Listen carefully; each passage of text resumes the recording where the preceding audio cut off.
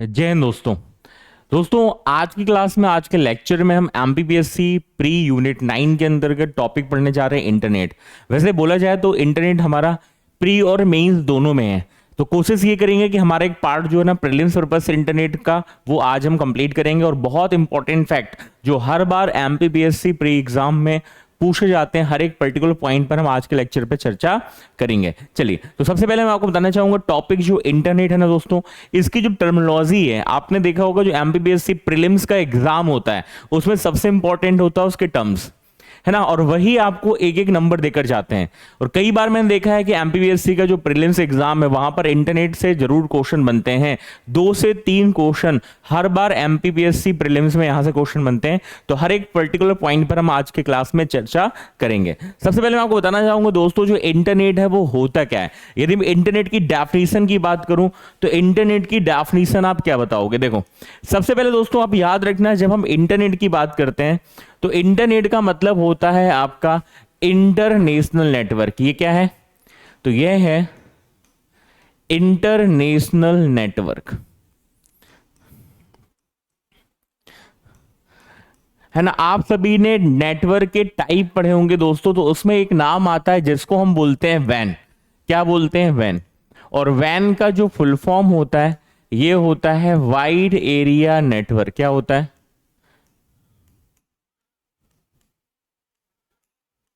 Wide area network.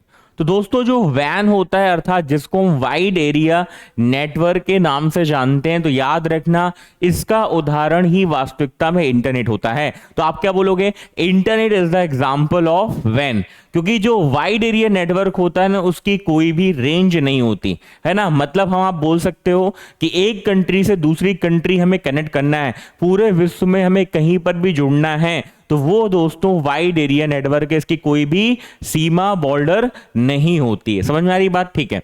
तो जब हम इंटरनेट की बात करते हैं तो इंटरनेट का मतलब क्या हुआ? इंटरनेट एक तरह का इंटरनेशनल नेटवर्क है।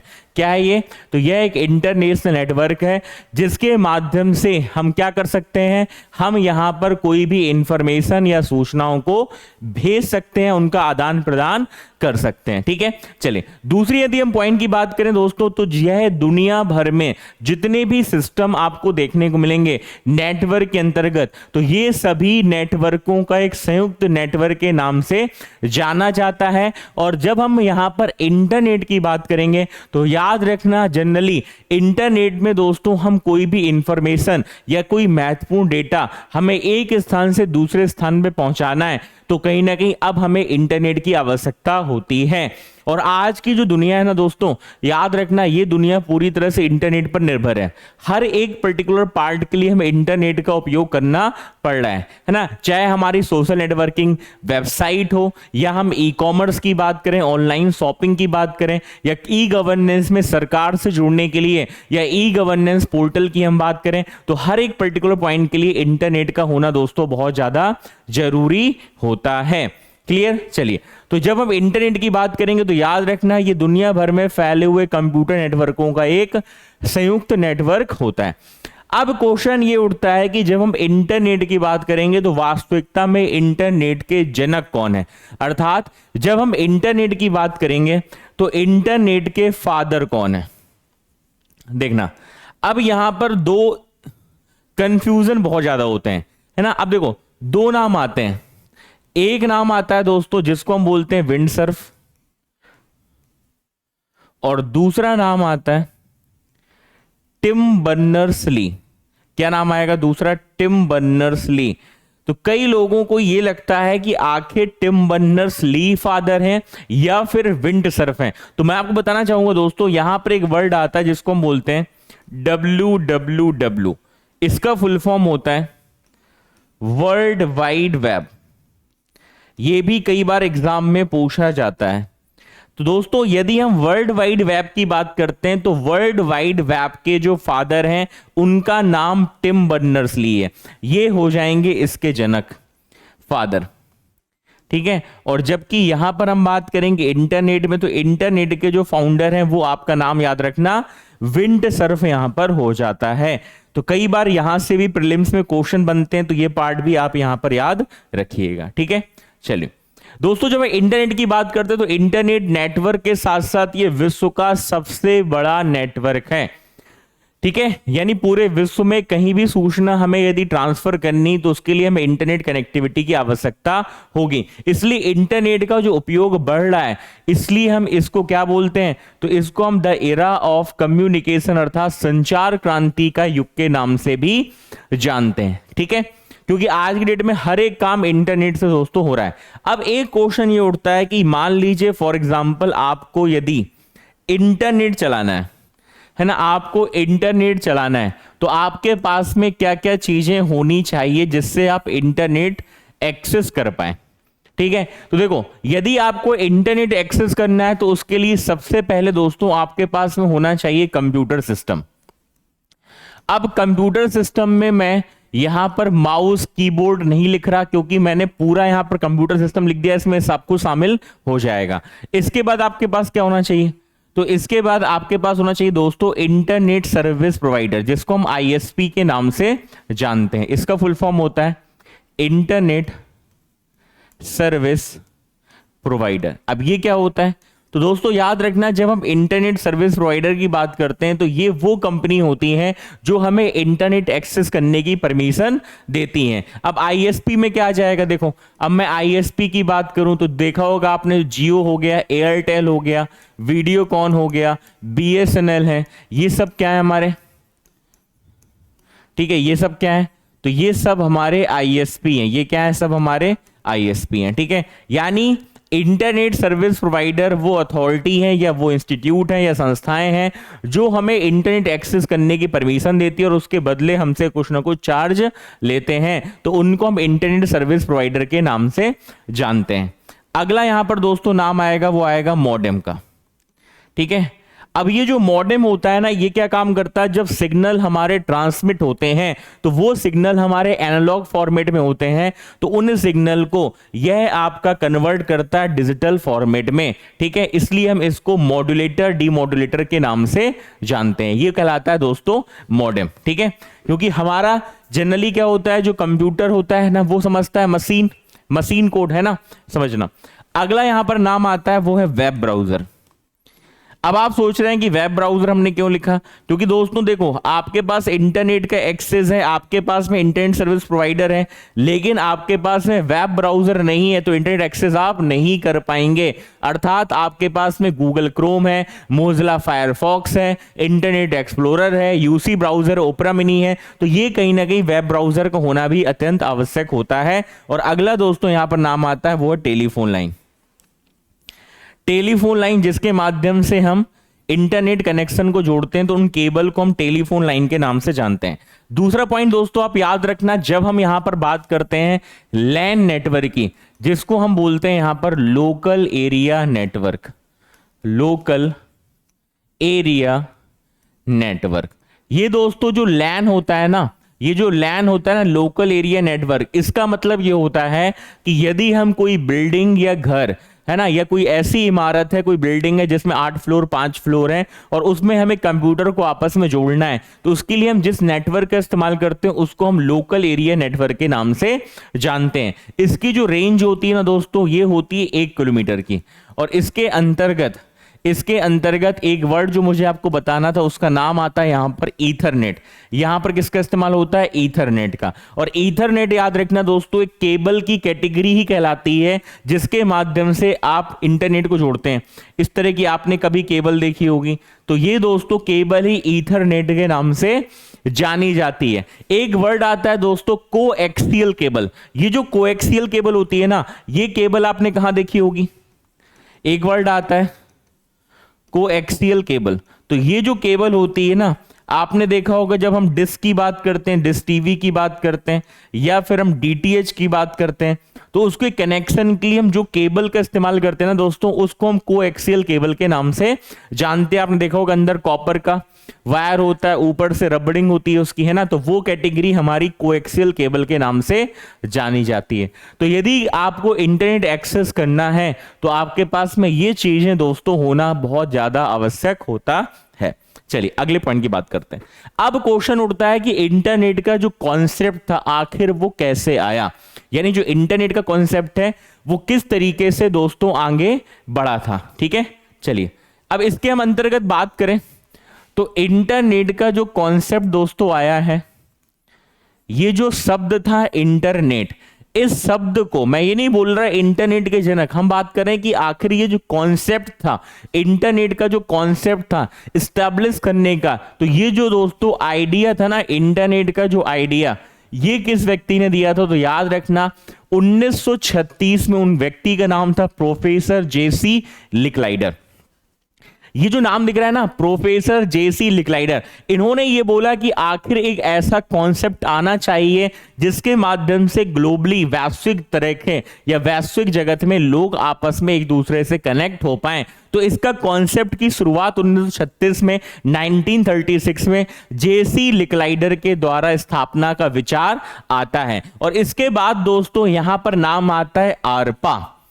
आरपा एक संस्था जिसके माध्यम से एक कंप्यूटर से दूसरे कंप्यूटर को जोड़ा गया, उसका कॉन्सेप्ट दोस्तों 1957 में आया था, जिसका पूरा नाम है एडवांस रिसर्च प्रोजेक्ट एजेंसी, है ना, ये आरपा था। और यही आरपा जो कि 1957 में अमेरिका के द्वारा स्थापित किया गया था, 1969 में इसको नेटवर्क का दर्जा मिलता है और ये आरपा बन जाता है आरपा नेट।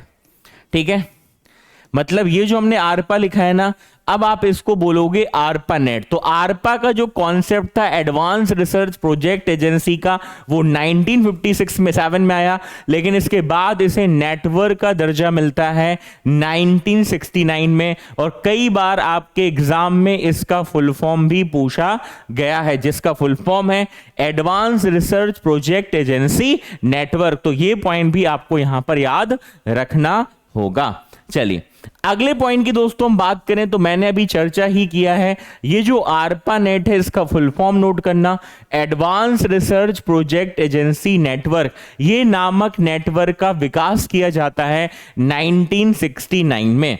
अब एक क्वेश्चन उठता है दोस्तों कि एक वर्ड होता है जिसको हम इंटरनेट के नाम से जानते हैं। ठीक है, एक वर्ड होता है जिसको हम क्या बोलते हैं? इंटरनेट। और एक वर्ड है जिसको हम बोलते हैं वर्ल्ड वाइड वेब।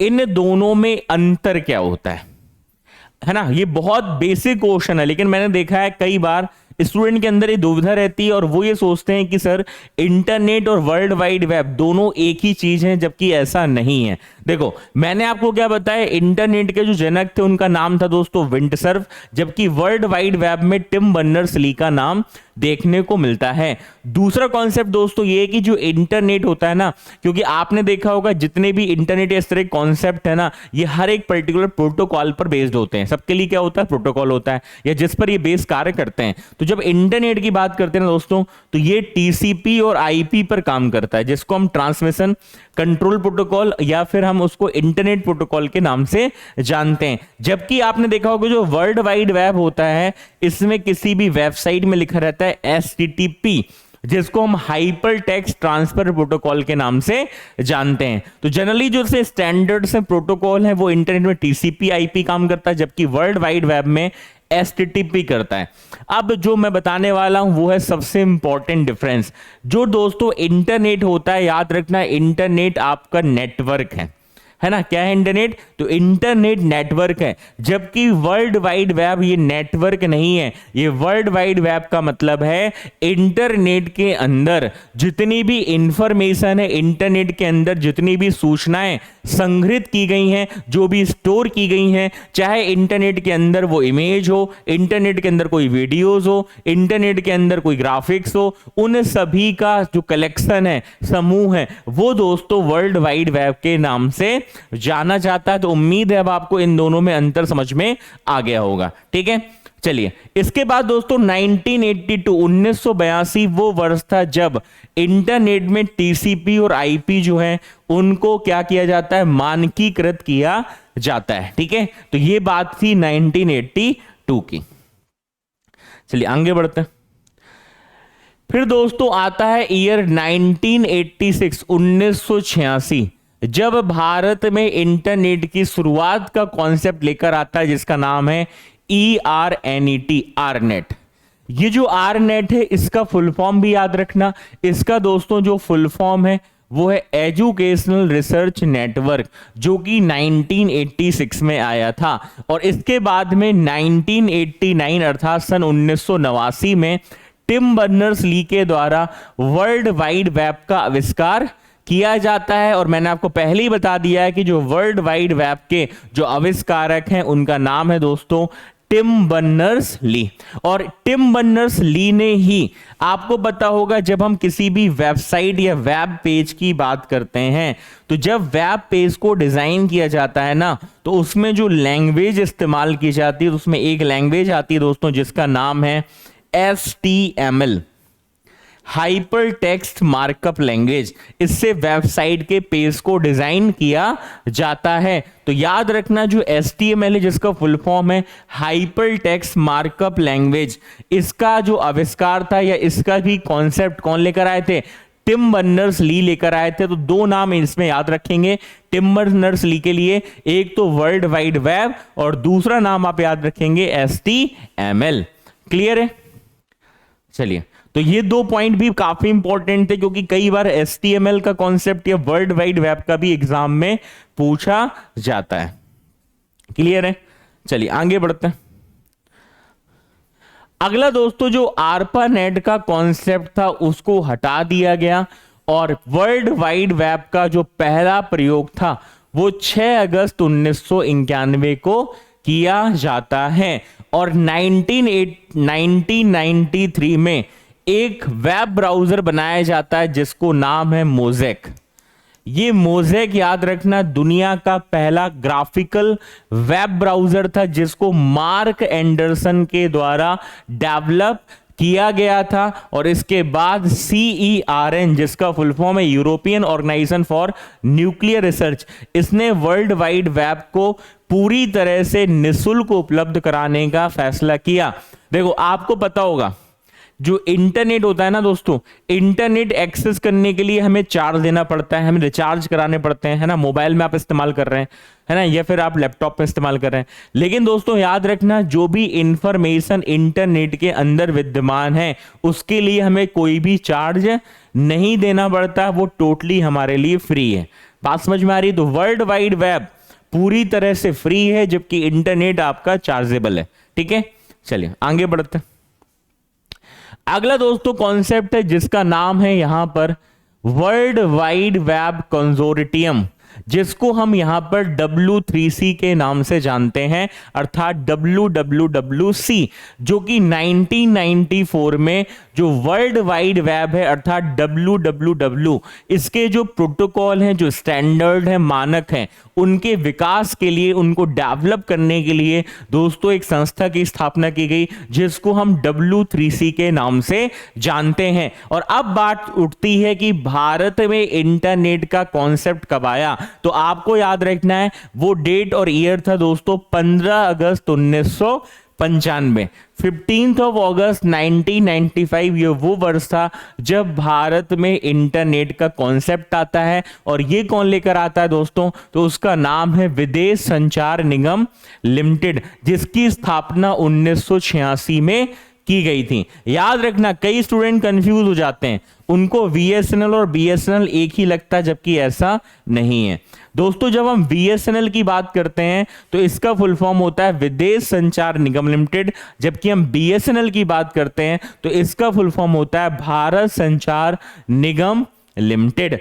BSNL कब आया था? तो ये दोस्तों सन 2000 में आया था, जबकि जो VSNL है ये आया था दोस्तों 1986 में, है ना। वो बात अलग है कि इसके बाद में टाटा कंपनी के द्वारा इसको एक्वायर कर लिया गया। ठीक है, चलिए अब यहां पर दूसरा पॉइंट आएगा दोस्तों। जब हम भारत की बात करते हैं तो भारत में एक तो VSNL हो गया, दूसरा BSNL हो गया। ठीक है, इसके बाद दोस्तों भारत में जो इंटरनेट की शुरुआत का कॉन्सेप्ट था वो 1995 में आया। और VSNL कौन बना? तो VSNL आपका इंटरनेट सर्विस प्रोवाइडर बना, जिसके माध्यम से इंटरनेट एक्सेस करने की परमिशन की गई। इसके बाद में सन 2002 में 6 मई 2002 को स्पेस एक्स कंपनी की स्थापना एलन मस्क के द्वारा की जाती है। आपने सुना होगा जो एलन मस्क हैं अभी काफी ज्यादा चर्चा में भी रहते हैं। ट्विटर को इन्होंने अधिकृत किया है, ट्विटर को अभी खरीद लिया है, और साथ ही साथ इन्होंने देखा होगा बहुत हेरबदल करते रहते। अभी हाल ही में ट्विटर का जो लोगो था, जो बर्ड था, उसको उन्होंने एक्स अल्फाबेट से रिप्लेस कर दिया है, ठीक है। और कई बहुत सारे विवाद में ये रहते भी हैं, चर्चा में काफी बने भी रहते हैं। अभी लोगो हटाया गया, फिर उसके बाद में आपका टाइटल हटाया गया, बहुत सारी चीजें। चलिए, इसके बाद में एलन मस्क, ठीक है, 2002 में इन्होंने स्पेस एक्स कंपनी की स्थापना की थी। और जनरली ये बोला भी जाता है कि इन्होंने एक अपना एक पर्टिकुलर फाइनेंशियल कंपनी थी, एक बैंकिंग कंपनी थी जिसका नाम था x.com, उसको भी इन्होंने स्टार्ट किया था, है ना। चलिए, तो इनका एक विशेष लगाव एक्स अल्फाबेट के साथ में देखा भी जाता है, शायद इसलिए इन्होंने अपने एक बच्चे का नाम, एक बेटे का नाम भी एक्स रखा है। चलिए देखिएगा, तो यहां पर दोस्तों एक पॉइंट बनता है कि सबसे बड़ी इंटरनेट परियोजना लागू की गई थी जिसका नाम था स्टारलिंक परियोजना। चलिए आगे बढ़ते हैं अगले पॉइंट की तरफ। तो दोस्तों अगला पॉइंट है कि इंटरनेट से जुड़े कंप्यूटरों के मध्य में जब डेटा ट्रांसफर किया जाता है तो यह कोशिश की जाती है कि क्या वो सारे नियम, रूल्स एंड रेगुलेशन को फॉलो कर रहा है अथवा नहीं कर रहा, ठीक है। तो वो प्रोटोकॉल आपका टीसीपी और यहां पर आईपी के नाम से यहां पर जाना भी जाएगा। तो दो फुल फॉर्म याद रखना, टीसीपी का फुल फॉर्म होता है transmission control protocol, transmission control protocol के नाम से इसको जाना जाता है, ये पॉइंट याद रखिएगा, ठीक है, ओके। हाँ, दूसरा पॉइंट है कि ये जो आपका आईपी है ना, इसका फुल फॉर्म होता है दोस्तों इंटरनेट प्रोटोकॉल, ठीक है। जनरली क्या होता है, कोई भी यदि हमें इंफॉर्मेशन को या कोई सूचना को एक स्थान से दूसरे स्थान पे भेजना है तो उसके लिए टीसीपी और आईपी प्रोटोकॉल दोस्तों काम करते हैं, ठीक है। अब आपने एक पॉइंट देखा होगा जिसके बारे में आपको बताना चाहूंगा। अब आईपी में ही एक नाम आता है दोस्तों IPv4 और एक नाम आता है यहां पर IPv6, ठीक है। यानी इसको हम बोलेंगे यहां पर internet protocol version 4, internet protocol version 4, और इसको बोल देंगे इंटरनेट प्रोटोकॉल वर्जन 6, ठीक है। अभी तक आपने देखा होगा जो आईपी होता है ना, आईपी का मतलब होता है जो कंप्यूटर इंटरनेट से जुड़े होते हैं उनका एक विशेष पता होता है जिसको हम आईपी एड्रेस के नाम से जानते हैं। दोस्तों शुरुआत में IPv4 का इस्तेमाल होता था जिसमें 32 बिट का प्रयोग किया जाता था, और इस तरह का आईपी एड्रेस आपको इस तरीके से मिलता था 213.162.82.102 इस तरह से। तो ये दोस्तों IPv4 होता है जिसमें जितने भी नंबर आपको देखने को मिलेंगे ना, ये सारे नंबर आपको 0 से 255 के मध्य में देखने को मिलते हैं। इसके बाद में दोस्तों अपडेशन हुआ और फिर आ गया आपका IPv6 जिसमें 128 बिट यानी 128 बिट का प्रयोग किया जाता है, और इसमें आपको सेमी कोलन देखने को मिलता है कुछ इस तरीके से 1 2 3 2 3, है ना, A 2 B इस तरह से, है ना। ये आपका होता है IPv6। तो कई बार मैंने देखा भी MPPSC में कुछ एग्जाम लास्ट टाइम जो हुए थे उसमें आपका IPv6 का फुल फॉर्म भी शायद पूछा गया था, तो ये पॉइंट भी आप यहां पर याद रखिएगा। यहां तक क्लियर है? चलिए यहां तक क्लियर है, ओके। चलिए अगला वर्ड समझ लेते हैं। अगला दोस्तों यहां पर वर्ड आता है जिसको हम किस नाम से जानते हैं, तो उसको हम बोलते हैं नेट न्यूट्रलिटी।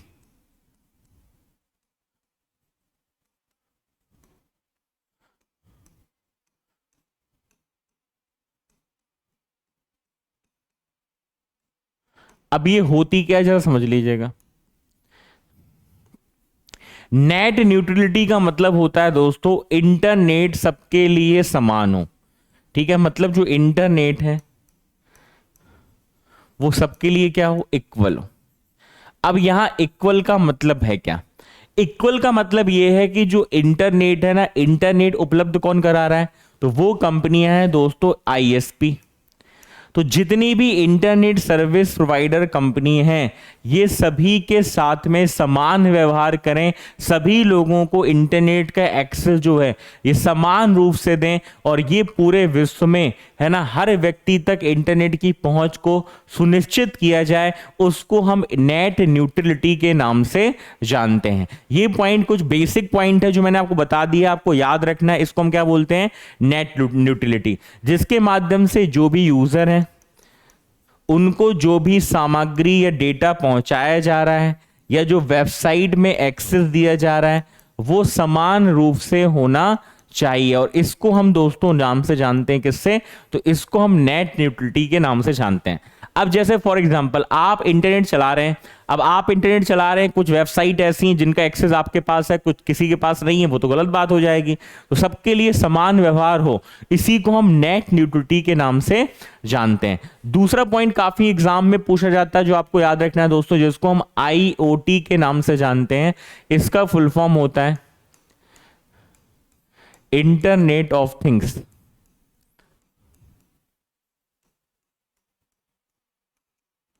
इसको हम बोलते हैं internet of things.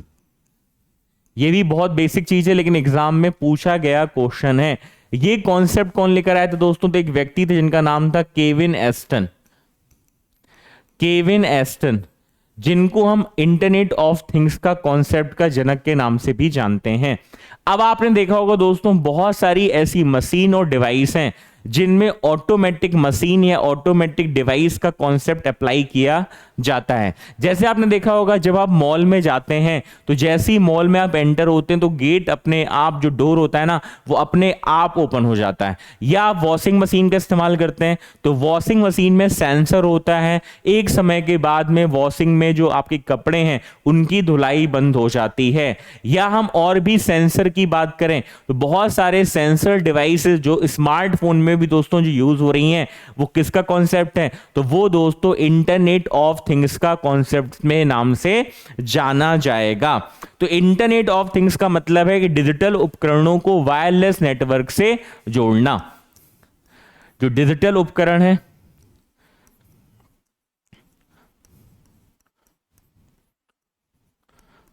Wireless network से जोड़ना, यह कॉन्सेप्ट कहलाता है दोस्तों इंटरनेट ऑफ थिंग्स। क्या कहलाता है? Internet of things. तो ये पॉइंट भी आप यहां पर याद रखिएगा। दूसरा कॉन्सेप्ट जो मैं दोस्तों बताना चाहूंगा आज की डेट में, यदि मैं इसके एग्जाम्पल की बात करूं तो जो आप लोग स्मार्ट वॉच का इस्तेमाल करते हैं उनमें भी ये कॉन्सेप्ट लगाया जाता है ना। या फिर जो ऑटोमेटिक विंडो या डोर है, या फिर आपने देखा होगा आज की डेट में स्पीच रिकग्निशन के अंतर्गत जो अलेक्सा है, ठीक है, सीरी है, ये ऐसे कॉन्सेप्ट है जिसमें आपने कुछ बोला, उसने समझा और आपको जवाब दिया। तो ये दोस्तों सारा जो कॉन्सेप्ट है ना, ये इंटरनेट ऑफ थिंग्स के नाम से जाना जाता है, जो बेसिक कॉन्सेप्ट में आपको पता होना चाहिए। दोस्तों एक पॉइंट मैं आपको और बताना चाहूंगा, जब हम बात करते हैं वीडियो कॉन्फ्रेंस की, अब वीडियो कॉन्फ्रेंस का मतलब यदि मैं आपसे बोलूं तो होता क्या है, आप क्या बताओगे? देखो, वीडियो कॉन्फ्रेंस का मतलब होता है कि मान लीजिए फॉर एग्जांपल एक पर्टिकुलर लोकेशन पे कोई व्यक्ति हैं, जो 100 बच्चे हैं, वो संवाद करना चाहते हैं दूसरे कॉलेज या दूसरी यूनिवर्सिटी में किसी प्रोफेसर के साथ में। तो अब क्वेश्चन उठता है, ये ऑनलाइन कम्युनिकेशन होगा, और जब हम ऑनलाइन कम्युनिकेशन करते हैं दोस्तों, उसी को हम वीडियो कॉन्फ्रेंस के नाम से जानते हैं। अब वीडियो कॉन्फ्रेंस में ग्रुप ज्यादा होंगे, 1-2 लोग होंगे, लैपटॉप से काम हो जाता है। लेकिन यदि बड़े लेवल पे एक ऑडिटोरियम पे हमें यदि ये फंक्शन ऑर्गेनाइज करना है तो उसके लिए हम क्या क्या हमारे पास में इक्विपमेंट होना चाहिए? सबसे पहले दोस्तों हमारे पास में होना चाहिए कंप्यूटर सिस्टम। मतलब सबसे पहले क्या होना चाहिए? तो कंप्यूटर सिस्टम एक होना चाहिए, ठीक है। इसके बाद में इंटरनेट, और इंटरनेट में सब कुछ हमारा आ गया है तो अलग से यहां पर कुछ लिखने की आवश्यकता नहीं कि वेब ब्राउजर बाकी सारी चीजें, ठीक है। इसके बाद में वीडियो कॉन्फ्रेंस करना है तो अगला जो हमारे पास में यहां पर इक्विपमेंट दोस्तों होना चाहिए वो है वेब कैम, क्योंकि यदि आपकी जो इमेज है वो सामने तक पहुंचानी तो उसके लिए वेब कैमरा का होना अत्यधिक आवश्यक है।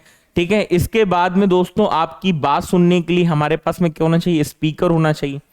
क्या होना चाहिए, स्पीकर होना चाहिए। ठीक है, स्पीकर के अलावा बड़े लेवल पे आप ये कर रहे हैं तो आपके पास में क्या होना चाहिए, प्रोजेक्टर। ठीक है, क्या होना चाहिए, प्रोजेक्टर। और साथ ही साथ आपके पास में होना चाहिए दोस्तों माइक्रोफोन, क्योंकि आप अपनी बात रखेंगे तो उसके लिए डिवाइस होनी चाहिए जिसको हम बोलते हैं माइक्रोफोन। तो यदि हमारे पास में इतनी सारी डिवाइसेस दोस्तों हैं तो हम आसानी से वीडियो कॉन्फ्रेंस कर सकते हैं। लेकिन इतना याद रखना, जब आप वीडियो कॉन्फ्रेंस करोगे ना तो उसके लिए इंटरनेट का होना अति आवश्यक है। इंटरनेट के बिना वीडियो कॉन्फ्रेंस आप नहीं कर पाएंगे। क्लियर है, चलिए आगे बढ़ते हैं दोस्तों। अगला पॉइंट आता है कि कंप्यूटर नेटवर्क के कितने प्रकार होते हैं। जैसा कि मैंने आपको बताया, जब हम कंप्यूटर नेटवर्क की बात करते हैं तो हमारे पास में लैन देखने को मिलेगा, जिसको हम लोकल एरिया नेटवर्क के नाम से जानते हैं, या फिर हम बात करेंगे दोस्तों मैन, जिसको हम मेट्रोपॉलिटन एरिया नेटवर्क के नाम से जानते हैं, या फिर नाम आता है वैन, जिसको हम वाइड एरिया नेटवर्क के नाम से जानते हैं। तो मेनली जो होते हैं ना नेटवर्क, वो दोस्तों 3 प्रकार के होते हैं। फिर होने को तो कैंपस एरिया नेटवर्क है, रिमोट एरिया नेटवर्क है, बहुत सारे हैं, लेकिन हमारे लिए इंपॉर्टेंट ये 3 है। तो सबसे पहले हम जान लेते हैं लैन। और जब हम इनको बढ़ते क्रम में लेंगे ना तो सबसे पहले दोस्तों आएगा लैन। ठीक है, फिर इसमें बाद में यदि हम एक पॉइंट की बात करें तो मैंने आपको यहां पर एक पॉइंट और कवर किया दोस्तों, जिसको हम बोलते हैं पैन। अब पैन का मतलब क्या होता है कि जब आप ब्लूटूथ है ना या फिर मोबाइल के माध्यम से एक दूसरे को डेटा कनेक्ट कर रहे हैं ना, तो वो पैन कहलाता है। वो क्या कहलाता है आपका, तो वो दोस्तों आपका पैन कहलाता है। ठीक है, तो लैन से पहले आपका पैन, फिर लैन, फिर मैन, फिर आपका आएगा वैन।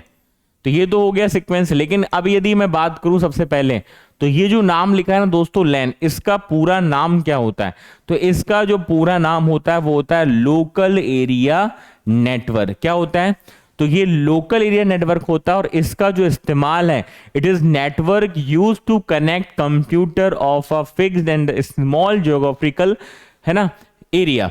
अर्थात यदि मान लीजिए एक बिल्डिंग है या एक यूनिवर्सिटी है।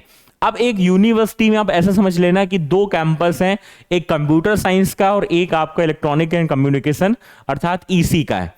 अब एक डिपार्टमेंट से दूसरे डिपार्टमेंट में सूचना या इंफॉर्मेशन को हमें ट्रांसफर करना है, तो उसके लिए दोस्तों हम लैन अर्थात लोकल एरिया नेटवर्क का इस्तेमाल करते हैं। दूसरा पॉइंट आपको यहां पर एक और याद रखना है, जब हम दोस्तों लैन की बात करते हैं ना, तो लैन में क्या होता है कि मान लीजिए फॉर एग्जांपल एक बिल्डिंग है। अब इस बिल्डिंग में 4 फ्लोर है, 1 2 3 और 4। अब चारों फ्लोर में कहीं ना कहीं कंप्यूटर सिस्टम है, कनेक्शन जुड़े हुए हैं। अब मान लीजिए फॉर एग्जांपल कि इस हर एक फ्लोर में एक कंप्यूटर सिस्टम आपको देखने को मिल रहा है। लेकिन अब मान लीजिए ये सिस्टम जो 1 है ये 4 को इंफॉर्मेशन देना चाह रहा है, या 4th जो सिस्टम है ना, ये प्रिंट आउट निकालना चाह रहा है, लेकिन जो प्रिंटर है वो आपका फर्स्ट फ्लोर पे रखा हुआ है। तो यदि इसे प्रिंट निकालना है तो जब ये प्रिंट कमांड देगा तो फर्स्ट फ्लोर पे रखे हुए प्रिंटर में प्रिंट आउट बाहर निकल जाएगा। तो ये दोस्तों लैन का कॉन्सेप्ट होता है। और लैन में हम कहीं ना कहीं इंटरनेट केबल जो इस्तेमाल करते हैं वहां पर नाम ईथरनेट का भी आ जाता है। तो Ethernet is the example of LAN. और इसका उपयोग दोस्तों कोई बिल्डिंग हो सकती है, कोई स्कूल हो सकता है, कोई एरिया हो सकता है जो कि 1 किलोमीटर रेडियस के अंतर्गत देखने को मिलेगा, जिसको हम यहां पर लैन अर्थात लोकल एरिया नेटवर्क के नाम से जानते हैं। चलिए अगला पॉइंट की बात कर रहे हैं। तो अगला दोस्तों नाम आता है, वो आता है वैन, जिसको हम बोलते हैं वाइड एरिया नेटवर्क। और याद रखना जब हम इसके एग्जाम्पल की बात करेंगे तो इसकी कोई भी रेंज नहीं होती। और जब रेंज नहीं होगी तो हम यहां पर नाम क्या लेंगे, इंटरनेट, क्योंकि इंटरनेट की कोई भी रेंज नहीं होती है। बात समझ में आ रही, इसकी कोई भी रेंज नहीं होती, क्योंकि इंटरनेट जो है ना ये यूनिवर्सल है, पूरे विश्व में कहीं पर भी आप इंफॉर्मेशन को भेज सकते हैं। तो याद रहेगा, तो इसका फुल फॉर्म हो जाएगा वाइड एरिया नेटवर्क, जो कि पूरे विश्व में समाहित है। एक देश से दूसरे देश या विश्व में कहीं पर भी हम जुड़ना चाह रहे हैं तो उसके लिए हमें वाइड एरिया नेटवर्क का कॉन्सेप्ट यहां पर याद रखना होगा। अगला दोस्तों नाम आता है मैन, जिसका फुल फॉर्म होता है मेट्रोपॉलिटन एरिया नेटवर्क। अब मैन का मतलब है क्या? जैसे मान लीजिए एक शहर है और शहर हम ले लेते हैं इंदौर। अब इंदौर में यदि मान लीजिए फॉर एग्जांपल जो डिश टीवी कनेक्शन होते हैं, जैसे आपने देखा होगा केबल टीवी कनेक्शन है ना, जैसे फॉर एग्जांपल कोई ग्रुप ले लो जो टीवी कनेक्शन के माध्यम से जोड़ रहा है। अब टीवी कनेक्शन यदि हमें जोड़ना है ना, डिश केबल के माध्यम से, और वो पूरे इंदौर में हर एक पर्टिकुलर सेक्टर पे डिश केबल कनेक्शन जोड़े गए हैं दोस्तों, तो वो मैन अर्थात मेट्रोपॉलिटन एरिया नेटवर्क के नाम से जाने जाएंगे। या कोई दो ब्रांच हैं एक शहर के अंदर जिनको हमें आपस में कनेक्ट करना है, तो उसका माध्यम दोस्तों मैन अर्थात मेट्रोपॉलिटन एरिया नेटवर्क के नाम से जाना जाएगा। या आप बोल सकते हो कि बहुत सारे लैन मिलकर हमारे मैन बनेंगे जिसको मेट्रोपॉलिटन एरिया नेटवर्क के नाम से जानते हैं। तो यह बहुत सारे लैन का एक नेटवर्क होता है और यह लगभग रेंज की बात करें तो 100 किलोमीटर रेडियस या 100 किलोमीटर रेंज के नेटवर्क में हम यहां पर कनेक्शन आपस में जोड़ सकते हैं। क्लियर है?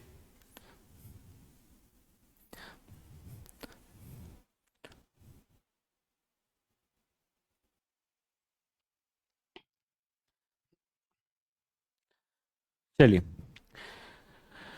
तो मैन की हम बात कर रहे थे, तो जो मैन है दोस्तों मेट्रोपॉलिटन एरिया नेटवर्क है और यह एक शहर का नेटवर्क में शामिल किया जाता है। चलिए अगले पॉइंट की बात कर रहे हैं, तो अगला यहां पर नाम आ रहा है दोस्तों जिसका नाम है कैन। और कैन का बहुत बेसिक फुल फॉर्म याद रखना, या तो कैंपस एरिया नेटवर्क के नाम से जानते हैं या फिर इसको हम क्लस्टर एरिया नेटवर्क के नाम से जानते हैं। यानी जब मल्टीपल लैन नेटवर्क मिलते हैं ना दोस्तों, तो जब हम उनको कनेक्ट करते हैं आपस में, तो वो कैन ही है जिसको बड़े लेवल पे हम मैन के नाम से जानते हैं। ठीक है, चलिए अगला दोस्तों नाम आता है पर्सनल एरिया नेटवर्क जिसको हम बोलते हैं पैन। अब आपने देखा होगा जैसे फॉर एग्जांपल आप मोबाइल में है ना ईयरबड्स या हेडफोन इस्तेमाल कर रहे हैं वायरलेस वाला, तो उसके लिए दोस्तों ब्लूटूथ की आवश्यकता होती है। ठीक है, ये ब्लूटूथ आपने कनेक्ट किया और वो एक पर्टिकुलर रेडियस तक ही काम करता है, इसलिए ब्लूटूथ दोस्तों किस नेटवर्क में आएगा?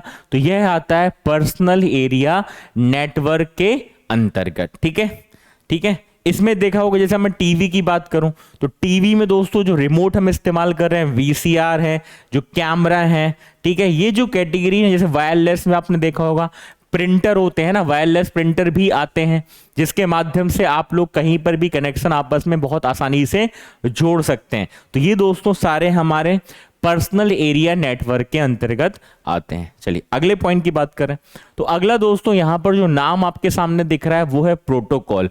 अब ये प्रोटोकॉल होते क्या है?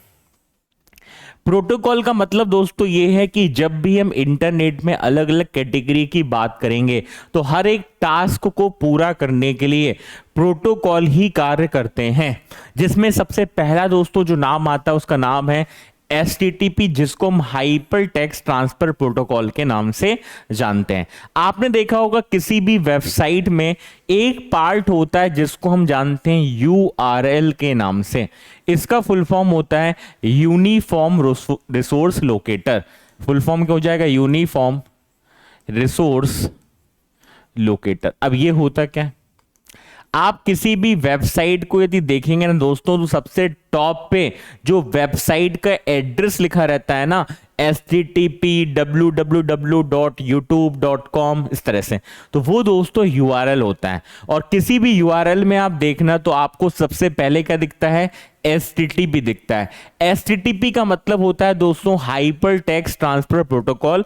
और जब भी हम कोई भी इंफॉर्मेशन को, किसी भी सूचना को जब हम सर्च करते हैं है ना, ढूंढते हैं, तो उस इंफॉर्मेशन को एक स्थान से दूसरे स्थान पर भेजने के लिए ये हाइपर टेक्स्ट ट्रांसफर प्रोटोकॉल कार्य करता है, जिससे ये वेब ब्राउजर को जानकारी हो जाती है कि मैंने तो ये इंफॉर्मेशन सर्च की और ये मुझे मिल गई। तो ये जाना जाता है किस नाम से? तो इसको हम बोलते हैं दोस्तों HTTP। ठीक है, मतलब जो भी हम इंफॉर्मेशन को सर्च कर रहे हैं उसको ये हमें ढूंढकर सर्च करके पहुंचा देता है। ठीक है, अगला दोस्तों नाम आता है जिसका नाम है FTP, जिसका फुल फॉर्म होता है फाइल ट्रांसफर प्रोटोकॉल। मतलब जब भी हम मान लीजिए हमारे पास में दो सिस्टम है और इन दोनों सिस्टम में हम चाह रहे हैं कि एक फाइल को एक सिस्टम से उठाकर दूसरे सिस्टम में हमें ट्रांसफर करना है, तो उसके लिए जो प्रोटोकॉल काम करता है उसको हम FTP के नाम से जानते हैं। अब कोई भी यदि हम डेटा ट्रांसफर करेंगे, उस डेटा में दोस्तों या तो आपका टेक्स्ट होगा, या तो टेक्स्ट होगा, ग्राफ होगा, डेटा है, ऑडियो, वीडियो, कोई भी हो सकता है। तो यदि हम उसे ट्रांसफर करना चाहेंगे ना दोस्तों, तो उसको हम FTP के नाम से जानते हैं। अब यहां पर दो वर्ड आते हैं जो बहुत ज्यादा कंफ्यूज करते हैं। एक वर्ड दोस्तों आता है अपलोड और दूसरा आता है डाउनलोड। इन दोनों में अंतर क्या होता है, अपलोड और डाउनलोड? ध्यान समझना। आपने देखा होगा जब भी कोई वेब ब्राउजर का आप इस्तेमाल करते हैं और मान लीजिए फॉर एग्जांपल आपने कोई वीडियो है ना अपने सिस्टम से या इंटरनेट से, है ना, ऐसा बोल सकते हो, इंटरनेट के माध्यम से आप अपने सिस्टम में उसको सेव कर रहे हो, तो वो दोस्तों कहलाता है डाउनलोड, है ना।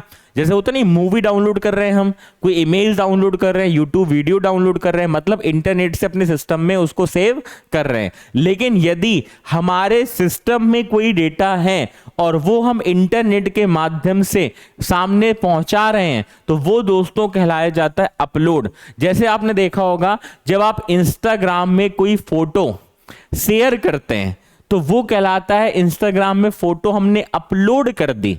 बात समझ में आ रही है? और दूसरा, यदि हमने कोई भी यूट्यूब, फेसबुक से फोटो अपने सिस्टम में सेव की तो हम उसको बोलेंगे डाउनलोड करना। तो ये होता है दोनों में अंतर, अपलोड और डाउनलोड। ठीक है, चलिए आगे बढ़ते हैं। अगला दोस्तों नाम आता है SMTP। और जब हम SMTP की बात करते हैं दोस्तों, तो एक आपको कॉन्सेप्ट मैं आपको बता देता हूं जिसको हम जानते हैं दोस्तों ईमेल के नाम से। किस नाम से जानते हैं? ईमेल। अभी आगे आएगा कॉन्सेप्ट, लेकिन मैं आपको थोड़ा यहां पर रिवाइज करा दे रहा हूं। जो दोस्तों ईमेल होता है ना, इसका फुल फॉर्म होता है इलेक्ट्रॉनिक मेल। इलेक्ट्रॉनिक मेल, ये होता है इसका फुल फॉर्म। जैसे हम कोई भी संदेश भेजते हैं ना, तो यदि संदेश भेजने में हम इंटरनेट का इस्तेमाल करेंगे तो वो कहलाता है हमारा ईमेल। ठीक है, अब ईमेल जो दोस्तों होता है, याद रखना, ईमेल में दो कॉन्सेप्ट याद रखने हैं। ईमेल में आपका एक मिलेगा यूजर नेम, ठीक है, क्या होगा? User name. फिर आपका होता है एक पासवर्ड। तो जब भी ईमेल आईडी आप कोई बनाते हैं ना, तो याद रखना उस ईमेल आईडी में आपको मिलता है यूजर नेम, फिर होता है दोस्तों @ और इसके बाद में होता है डोमेन नेम। अब डोमेन नेम का मतलब यहां पर हुआ, जैसे मान लीजिए एक ईमेल आईडी abc@gmail.com, तो ये डोमेन नेम और top level domain name. .com क्या हो गया? Top level domain name. जो ईमेल होता है ना दोस्तों, ये 64 कैरेक्टर का ही हो सकता है, इससे ज्यादा का नहीं। और यदि आपको कोई फाइल भेजनी है ना ईमेल में, तो 25 MB तक की आप फाइल यहां पर भेज सकते हैं। और ईमेल का जो कॉन्सेप्ट दोस्तों आया था ना, ये कौन लेकर आया था? उस व्यक्ति का नाम था रे टॉमलिंसन।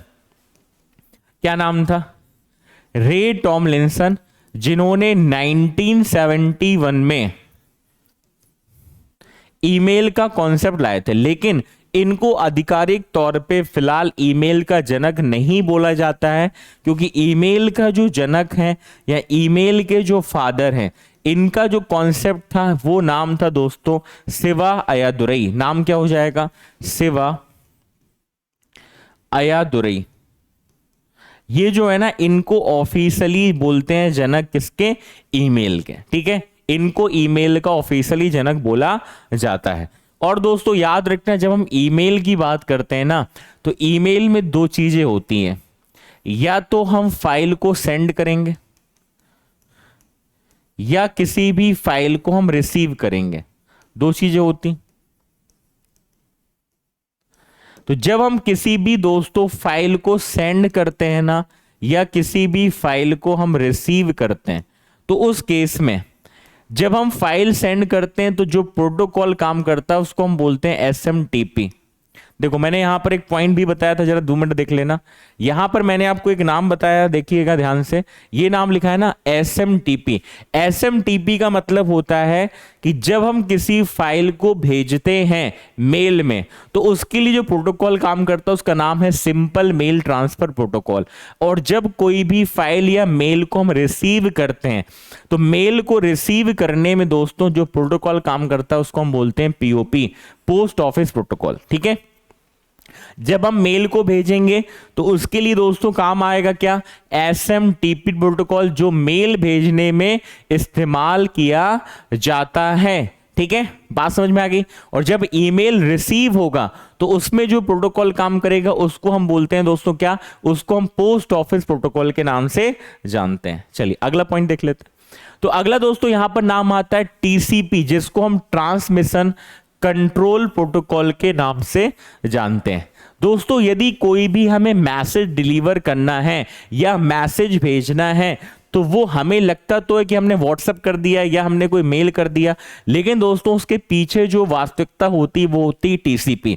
यदि किसी भी हम संदेश को, मैसेज को भेज रहे हैं, तो उस संदेश को ये पैकेट की श्रृंखला में विभाजित करता है और जिस पर्टिकुलर लोकेशन तक उसे पहुंचना है वो वहां पर पहुंच जाता है। ठीक है, उसको हम TCP नाम देते हैं। इस प्रोटोकॉल के माध्यम से ये चीजें ये संभव हो पाती हैं।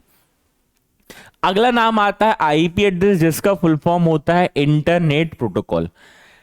याद रखना, जो भी आपका एक पर्टिकुलर कंप्यूटर इंटरनेट से जुड़ा हुआ है, वो आपका दोस्तों उसका एक यूनिक एड्रेस होता है, उसका एक यूनिक एड्रेस नंबर होता है, जिसको हम IP एड्रेस के नाम से जानते हैं। जैसे हम लोग, आप लोगों के नाम होते हैं ना, तो वैसे ही कंप्यूटर के भी क्या होते हैं, कोड होते हैं, एड्रेस होते हैं, जिसको हम IP एड्रेस के नाम से जानते हैं। ठीक है, और यह जो इसका एड्रेस है, ये इंटरनेट से जुड़ने पर इंटरनेट सर्विस प्रोवाइडर के द्वारा प्रदान किया जाता है। और इंटरनेट पे जुड़े हुए किसी भी 2 कंप्यूटर के IP एड्रेस समान नहीं हो सकते।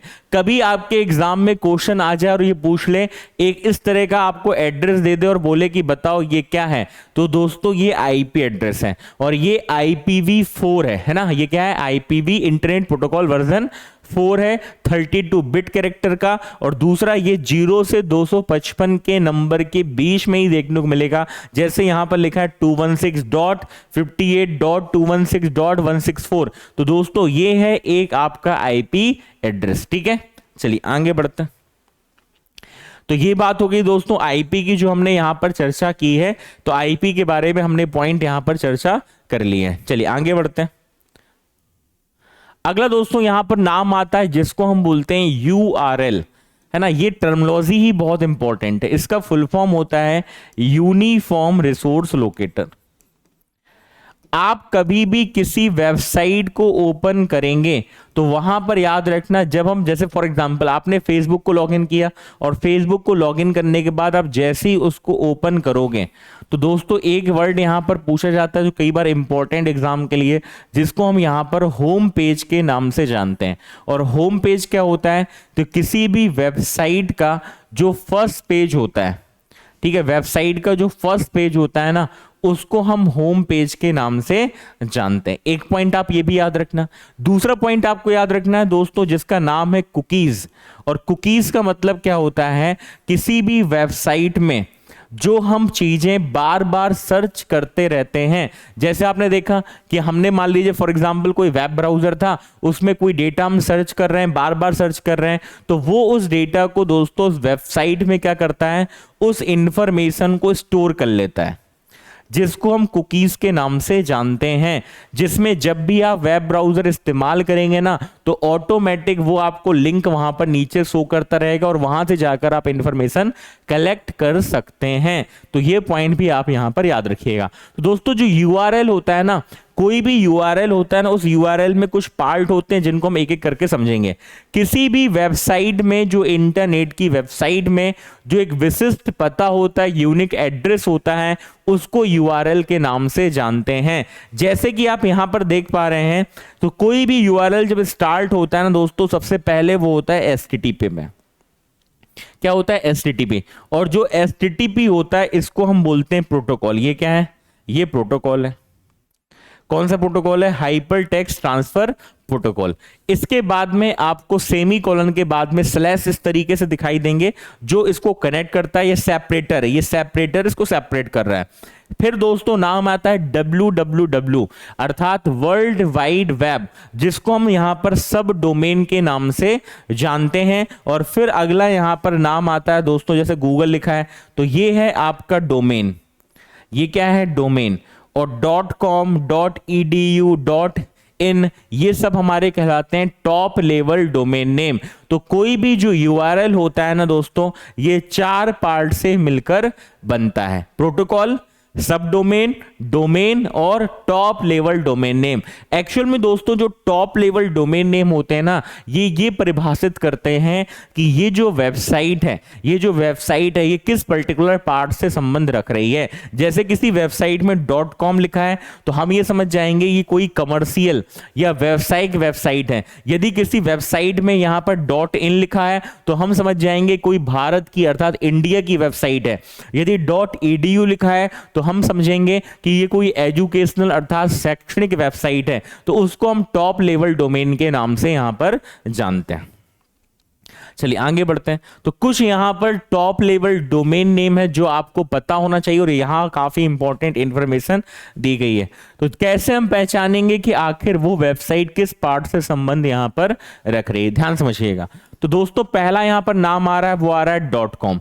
कोई भी जो .com होता है ना दोस्तों, ये कमर्शियल वेबसाइट को इंडिकेट करता है, यानी वो वेबसाइट आपकी कमर्शियल है। यदि .in लिखा है तो आप समझ जाना वो वेबसाइट भारत की है। जैसे आपने देखा होगा जब भी आप google.in करते हैं तो आपको सबसे पहले जो इंफॉर्मेशन दिखाई देती है ना, वो भारत की दिखाई देती है। कभी आप .usa कर दो, .uk कर दो तो अमेरिका और ब्रिटेन का इंफॉर्मेशन आपको मिलना शुरू हो जाएगी।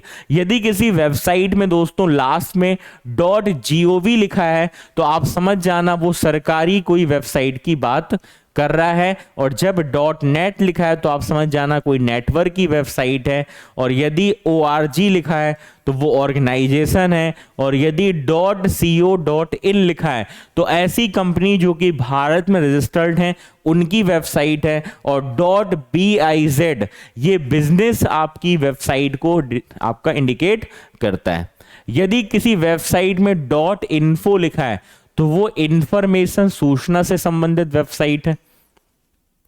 और यदि किसी वेबसाइट में .ltd लिखा है तो वो प्राइवेट लिमिटेड है। US लिखा है तो अमेरिका, .uk है तो आपका ब्रिटेन है ना। और यदि INT लिखा है तो वो इंटरनेशनल कोई ऑर्गेनाइजेशन की बात कर रहा है। MIL मिलिट्री के लिए। और .edu एजुकेशनल वेबसाइट में आपका प्रदर्शित किया जाता है। तो ये पॉइंट भी आपको यहां पर याद रखने हैं। चलिए आगे बढ़ते हैं। अब दोस्तों हम बात करते हैं जो सर्वर होते हैं वो कितने प्रकार के होते हैं। ठीक है, सर्वर जो होते हैं वो कितने प्रकार के होते हैं। दोस्तों देखो सर्वर का मतलब है क्या, सिंपल सा। जैसे आपने देखा होगा जब आप जैसे एग्जाम देने गए, ऑनलाइन कोई एग्जाम हो रहा है और ऑनलाइन एग्जाम में दोस्तों कोई डिस्टरबेंस हो जाए तो बोलते हैं ना कि सर्वर में इशू आ गया। या आप बैंक जाते हैं तो बैंक में कोई ट्रांजैक्शन आप कर रहे हैं, आप पैसा जमा कर रहे हैं तो वहां पर आंसर आता है कि सर सर्वर काम नहीं कर रहा। एक्चुअली दोस्तों सर्वर एक ऐसा कंप्यूटर होता है, मुख्य कंप्यूटर हो सकता है, जिसके माध्यम से बाकी सारे कंप्यूटरों को रेगुलेट किया जा रहा है ना। वो गेटवे का काम करता है जो कि इंफॉर्मेशन पहुंचा रहा है। या यूजर, जैसे फॉर एग्जांपल हम यूजर हैं और एक इंटरनेट है, तो यूजर और इंटरनेट के मध्य में जो काम कर रहा है ना, वो भी एक तरह का सर्वर की कैटेगरी में शामिल किया जाता है। तो सर्वर कितने प्रकार के होते हैं? तो सबसे पहले यहां पर दोस्तों नाम है वो है वेब सर्वर। और इसके नाम से समझ में आ रहा है कि यदि हमें वेबसाइट को एक्सेस करना है या वेबसाइट को रन करना है तो उसके लिए वेब सर्वर होना आवश्यक है। और FTP हमने पहले ही समझ लिया था, फाइल ट्रांसफर प्रोटोकॉल। यदि हमें फाइल को ट्रांसफर करना है तो उसके लिए दोस्तों FTP सर्वर काम करता है। और दूसरा हम यहां पर पॉइंट की बात करें तो जो एप्लीकेशन सर्वर होता है, यदि किसी ऐप को परफॉर्म करना है तो ऐप को परफॉर्म करने के लिए दोस्तों हमारे पास में क्या होना चाहिए? हमारे पास में एप्लीकेशन सर्वर होना चाहिए। ठीक है, प्रॉक्सी सर्वर की बात करें तो यूजर और इंटरनेट के मध्य में ये काम करता है प्रॉक्सी सर्वर। जबकि डेटाबेस जो सर्वर होता है, यह एक कंप्यूटर में जो डेटाबेस है ना उसको एक्सेस करने के लिए, उसको हमें इस्तेमाल करने की परमिशन देता है। और मेल सर्वर की बात करें तो ये हमें ईमेल एक्सेस करने को और ईमेल को हैंडल करने की परमिशन देता है। तो ये कुछ सर्वर के प्रकार हैं। अगली बात करें तो अगला दोस्तों यहां पर पॉइंट उठता है कि इंटरनेट और वर्ल्ड वाइड वेब में अंतर क्या है। जैसे कि आपको पता होगा, मैंने स्टार्टिंग में इस पर चर्चा भी की हुई थी। तो दोस्तों यहां पर दो नाम है, एक तरफ लिखा है इंटरनेट, दूसरी तरफ लिखा है वर्ल्ड वाइड वेब। समझना, जब हम इंटरनेट की बात करते हैं तो मैंने आपको बताया था इंटरनेट जो है ये नेटवर्कों का समूह है। ये क्या है? तो ये हमारा नेटवर्कों का समूह है और इसके अंतर्गत दोस्तों है ना, ये जबकि वर्ल्ड वाइड वेब है, ये इंफॉर्मेशन का कलेक्शन है जिसमें वीडियो हो सकती है, इमेज हो सकते हैं, टेक्स्ट हो सकते हैं। दूसरा, जब हम इंटरनेट की बात करते हैं तो इसमें ट्रांसमिशन कंट्रोल प्रोटोकॉल और इंटरनेट प्रोटोकॉल कार्य करते हैं, जबकि वर्ल्ड वाइड वेब में दोस्तों एचटीटीपी अर्थात हाइपर टेक्स्ट ट्रांसफर प्रोटोकॉल काम करते हैं। दूसरा, जब हम इंटरनेट की बात करेंगे तो इसमें हार्डवेयर भी हो सकता है, सॉफ्टवेयर भी हो सकता है, क्योंकि मैंने आपको पहले ही बताया था जब आपको इंटरनेट चलाना है तो उसके लिए आपके पास कंप्यूटर का होना है ना, मॉडेम का होना अति आवश्यक है, मोबाइल का होना अति आवश्यक है। लेकिन दोस्तों जब हम यहां पर www की बात करेंगे तो ये पहले हमने बताया इंफॉर्मेशन है, और जब इंफॉर्मेशन है तो इसमें केवल किसका इस्तेमाल होता है? तो इसमें सिर्फ सॉफ्टवेयर का ही प्रयोग किया जाता है। और दूसरा पॉइंट आपको यहां पर याद रखना है, जब हम इंटरनेट की बात करते हैं तो इंटरनेट हमारे लिए फ्री नहीं है, इसके लिए चार्ज लगता है। चार्ज कैसा लगेगा? जैसे आप इंटरनेट चला रहे हो ना, तो इंटरनेट चलाने के लिए आपके पास में जो भी सिम है, जैसे मोबाइल में हम बात करें जियो के सिम इस्तेमाल कर रहे हैं, या आपके पास कोई ब्रॉडबैंड कनेक्शन है तो आप उसमें आप ब्रॉडबैंड कनेक्शन लिए हो, वाईफाई इस्तेमाल कर रहे हो, तो उसके लिए आपको चार्ज पे करना पड़ेगा। तो इसमें यहां पर अमाउंट लगेगा, जबकि इसमें कोई अमाउंट नहीं लगता, ये पूरी तरह से फ्री है। तो ये अंतर होता है दोस्तों इंटरनेट और वर्ल्ड वाइड वेब में, जो बहुत सारे स्टूडेंट की क्वेरीज रहती है। तो उम्मीद है आपको ये डाउट आज क्लियर यहां पर हो गया होगा। ठीक है, चलिए अगले पॉइंट की तरफ बढ़ते हैं। दोस्तों अगला नाम आता है कि जो वर्ल्ड वाइड वेब अर्थात इंटरनेट पर लैंग्वेज इस्तेमाल होती है वो कौन कौन सी है। हम एक हर एक पर्टिकुलर इंटरनेट की टर्मिनोलॉजी यहां पर समझने का प्रयास करेंगे, क्योंकि यह आपकी प्रमुख परीक्षा यानी मेंस के साथ साथ प्रारंभिक परीक्षा के हिसाब से भी बहुत ज्यादा जरूरी है। जब हम दोस्तों www की बात करते हैं तो यहां पर भाषाएं जो इस्तेमाल होती हैं उसमें नाम आता है दोस्तों सबसे पहले HTML का। इसका फुल फॉर्म मैंने पहले ही डिस्कस किया था, इसको हम हाइपर टेक्स्ट मार्कअप लैंग्वेज के नाम से जानते हैं, जो कि 1993 में शुरू हुआ था। अब यहां पर दोस्तों एक पॉइंट बनता है कि ये हाइपर लिंक क्या होता है। एक क्वेश्चन यहां से बनता है कि ये हाइपरलिंक क्या होता है। समझिएगा, आपने देखा होगा जब भी हम किसी वेबसाइट को जब ओपन करते हैं तो वेबसाइट को ओपन करने के बाद में कभी आपने देखा होगा जब उस वेबसाइट में फॉर एग्जांपल हम विकिपीडिया का पेज ओपन किए हुए हैं और उसमें कहीं पर लिखा हुआ है दोस्तों इसरो। अब इसरो लिखा हुआ है, नीचे कहीं ना कहीं ब्लू लाइन इस तरीके से आपको दिख रही है, और आपने देखा होगा जब आप माउस का कर्सर वहां पर लेकर जाते हैं तो यह आपका हाथ के आकार का हो जाता है इस तरीके से। और जब हाथ के आकार का होगा तो आपने देखा होगा दोस्तों इस पर्टिकुलर पार्ट को हम हाइपरलिंक के नाम से जानते हैं। क्या बोलते हैं इसको? इसको हम बोलते हैं हाइपरलिंक। तो हाइपरलिंक का मतलब बहुत बेसिक सा है कि जब भी किसी वेबसाइट में हम एक्सेस करते हैं तो उसके अंदर एक पेज के अंदर अन्य पेज जुड़े होते हैं, तो आपको बार बार उसको अलग से सर्च करने की आवश्यकता नहीं होती है, क्योंकि उसी इंफॉर्मेशन को उस पेज में आपको उपलब्ध करा दिया जाता है, जिसको हम हाइपरलिंक के नाम से जानते हैं। बात समझ में आ गई? तो इसमें जो हाइपर टेक्स्ट होता है और हाइपरलिंक का उपयोग किया जाता है। ठीक है, आपने देखा हो किसी वेबसाइट में जनरली ऐसा होता है। बात समझ में आ रही है? चलिए, तो ये कुछ पॉइंट है जो आपको यहां पर याद रखे होने चाहिए। आगे बढ़े, चलिए अगला पॉइंट दोस्तों यहां पर आता है अगली लैंग्वेज जिसका नाम है XML ठीक है, जिसको हम एक्सटेंसिबल मार्कअप लैंग्वेज के नाम से जानते हैं, 1996 में हुआ शुरू। और यह लैंग्वेज का इस्तेमाल भी हम वेब पेज तैयार करने में जनरली करते हैं। इसकी कोडिंग आप नीचे यहां पर देख पा रहे हैं, ये भी आपको यहां पर याद रखना है। जनरली आपको इसके फुल फॉर्म याद होने चाहिए, क्योंकि एग्जाम में जनरली प्रीलिम्स में देखा है मैंने, फुल फॉर्म एब्रीवेशन सबसे ज्यादा पूछे जाते हैं, जो आपको यहां पर याद होने चाहिए। क्लियर है? चलिए अगले पॉइंट की दोस्तों यहां पर हम बात करें तो अगला पॉइंट बनता है कि जब हम इंटरनेट को कनेक्ट करते हैं तो इंटरनेट को कनेक्ट करने के लिए कितने टाइप या कितने प्रकार होते हैं जिसके माध्यम से हम इंटरनेट को कनेक्ट आपस में कर सकते हैं। तो इंटरनेट कनेक्शन के लिए दोस्तों सबसे पहला नाम आता है, वो आता है दोस्तों डायल अप कनेक्शन। किस नाम से आता है? Dial up connection. जनरली क्या था कि शुरुआत में जब इंटरनेट का कॉन्सेप्ट आया था तब इसी का इस्तेमाल होता था, लेकिन अब प्राय इसका इस्तेमाल नहीं होता और इसका चलन फिलहाल खत्म हो गया है। तो जब हम डायल अप कनेक्शन की बात करते हैं दोस्तों, तो इसमें क्या होता था, टेलीफोन लाइन की सहायता से इंटरनेट से जुड़ा जाता था, है ना। यदि आपको इंटरनेट इस्तेमाल करना है तो टेलीफोन लाइन होती थी, टेलीफोन कनेक्शन होता था, उसी से नंबर डायल करके आपको कनेक्शन आपस में जोड़ा जाता था। ये शुरुआत में इस्तेमाल होता था, ये प्राय अब इस्तेमाल नहीं होता, है ना, क्योंकि इसकी गति जो स्पीड थी वो काफी ज्यादा दोस्तों स्लो होती थी। अभी वर्तमान में जो सबसे ज्यादा दोस्तों चल रहा है वो चल रहा है ब्रॉडबैंड कनेक्शन।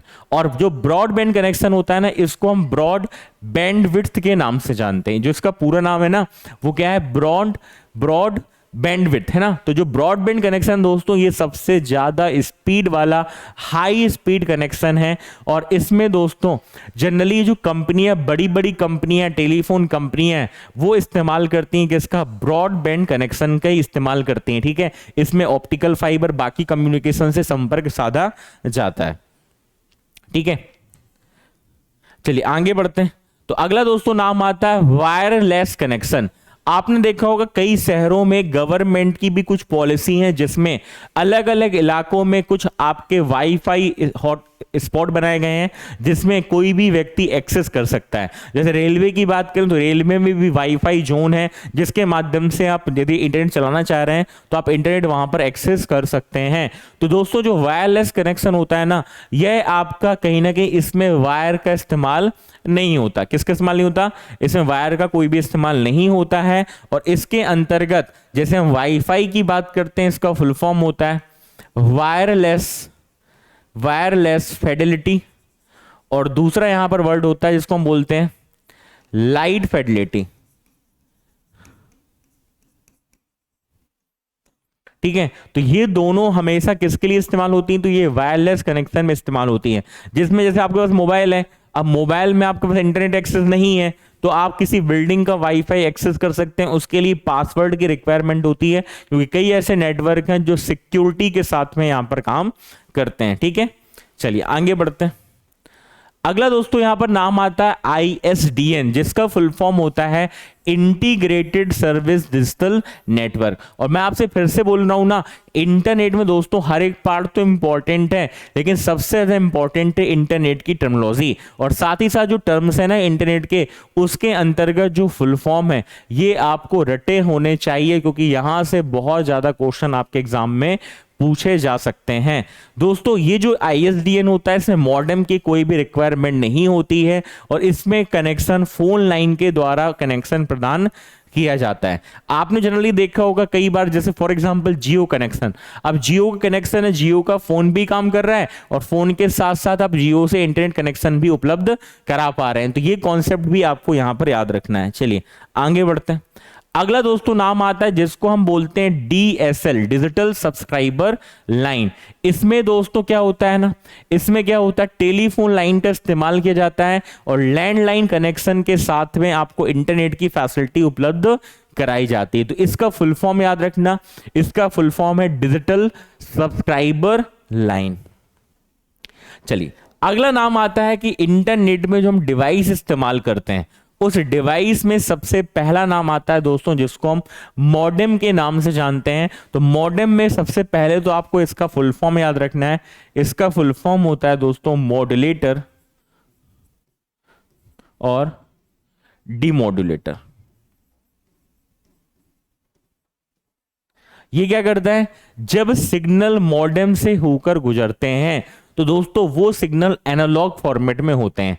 तो ये मॉडेम क्या करता है, ये उस एनालॉग सिग्नल को डिजिटल सिग्नल में कन्वर्ट कर देता है, और जब सिग्नल रिटर्न होते हैं तो रिटर्न होने पर वो सिग्नल डिजिटल से एनालॉग फॉर्मेट में कन्वर्ट हो जाते हैं। तो इसको हम मॉडेम के नाम से जानते हैं। दोस्तों जब इंटरनेट की हम बात करते हैं तो इंटरनेट में जब हम नेटवर्क को आपस में जोड़ते हैं तो नेटवर्क को आपस में जोड़ने पर हम जनरली किनका इस्तेमाल करते हैं, जैसे मॉडेम हो गया, रिपीटर है, हब है, गेटवे है, स्विच है। तो ये सारी डिवाइसेस हमारे इंटरनेट की डिवाइसेस के फॉर्मेट से जानी जाती, जिस पर हम हर एक पर्टिकुलर पॉइंट पे चर्चा करेंगे। अगला दोस्तों यहां पर नाम आता है जिसको हम मल्टीप्लेक्सर के नाम से जानते हैं। ये मल्टीप्लेक्सर क्या करता है, ये मल्टीप्लेक्सर का दोस्तों जो जनरली काम होता है ना, क्या होता है कि जब भी आपकी स्पीड में हमें हाई स्पीड ट्रांसमिशन लाइन की रिक्वायरमेंट होती है तो उसके लिए हम मल्टीप्लेक्सर का इस्तेमाल करते हैं, जो कम गति वाला कोई भी ट्रांसमिशन डेटा है उसको हाई स्पीड कनेक्टिविटी के साथ में ये जोड़ देता है। ये आप डिवाइस देख रहे हैं और आपने कहीं ना कहीं बार बार ऑफिस में या घरों में राउटर, रिपीटर, इस तरह की डिवाइसेस देखी होंगी। दोस्तों एक यहां पर नाम आता है जिसको हम बोलते हैं रिपीटर। ये भी बहुत काम का है। ये नेटवर्क में जोड़े जाते हैं। जब कोई नेटवर्क बड़े लेवल पे हो जाता है ना तो ये डिवाइसेस उसमें जोड़ी जाती हैं, ठीक है, कंप्यूटर को जोड़ने के लिए। दोस्तों जो रिपीटर होता है ना, इसका काम क्या होता है, जब सिग्नल बहुत डाउन हो जाते हैं, जैसे आपने देखा होगा कई जगह जगह पोल में भी इस तरह की डिवाइसेस लगी रहती हैं। जैसे आपने देखा होगा जैसे डिस्क केबल कनेक्शन है। अब डिस्क केबल कनेक्शन एक लेवल तक तो आपके डिस्क कनेक्शन बहुत बेहतर है, लेकिन इसके बाद में सिग्नल आपके वीक हो रहे हैं। तो दोस्तों उन सिग्नल को एम्पलीफाइड करने के लिए हम इस्तेमाल किसका करते हैं, रिपीटर का। जब सिग्नल आपके डाउन हो जाते हैं दोस्तों, जब सिग्नल क्या हो जाते हैं, ये डाउन हो जाते हैं, स्लो हो जाते हैं, ठीक है, तो उनको एम्पलीफाई करने के लिए, उनको एम्पलीफाई करने के लिए हम रिपीटर का इस्तेमाल करते हैं, जिससे उन सिग्नल को हम एम्पलीफाइड कर देते हैं और वो सिग्नल क्या हो जाते हैं, एम्पलीफाइड हो जाते हैं। बात समझ में आ रही है। तो ये काम करता है दोस्तों क्या है, तो ये काम होता है, एक रिपीटर का काम होता है जो सिग्नल को एम्पलीफाइड करने में इस्तेमाल किया जाता है। चलिए अगले पॉइंट की बात करें तो अगली दोस्तों डिवाइस है जिसका नाम है हब, और ये हब भी एक हार्डवेयर डिवाइस है और इसका दोस्तों जो जनरली इस्तेमाल है, जैसे फॉर एग्जांपल मेरे पास में एक डिवाइस ये हब है।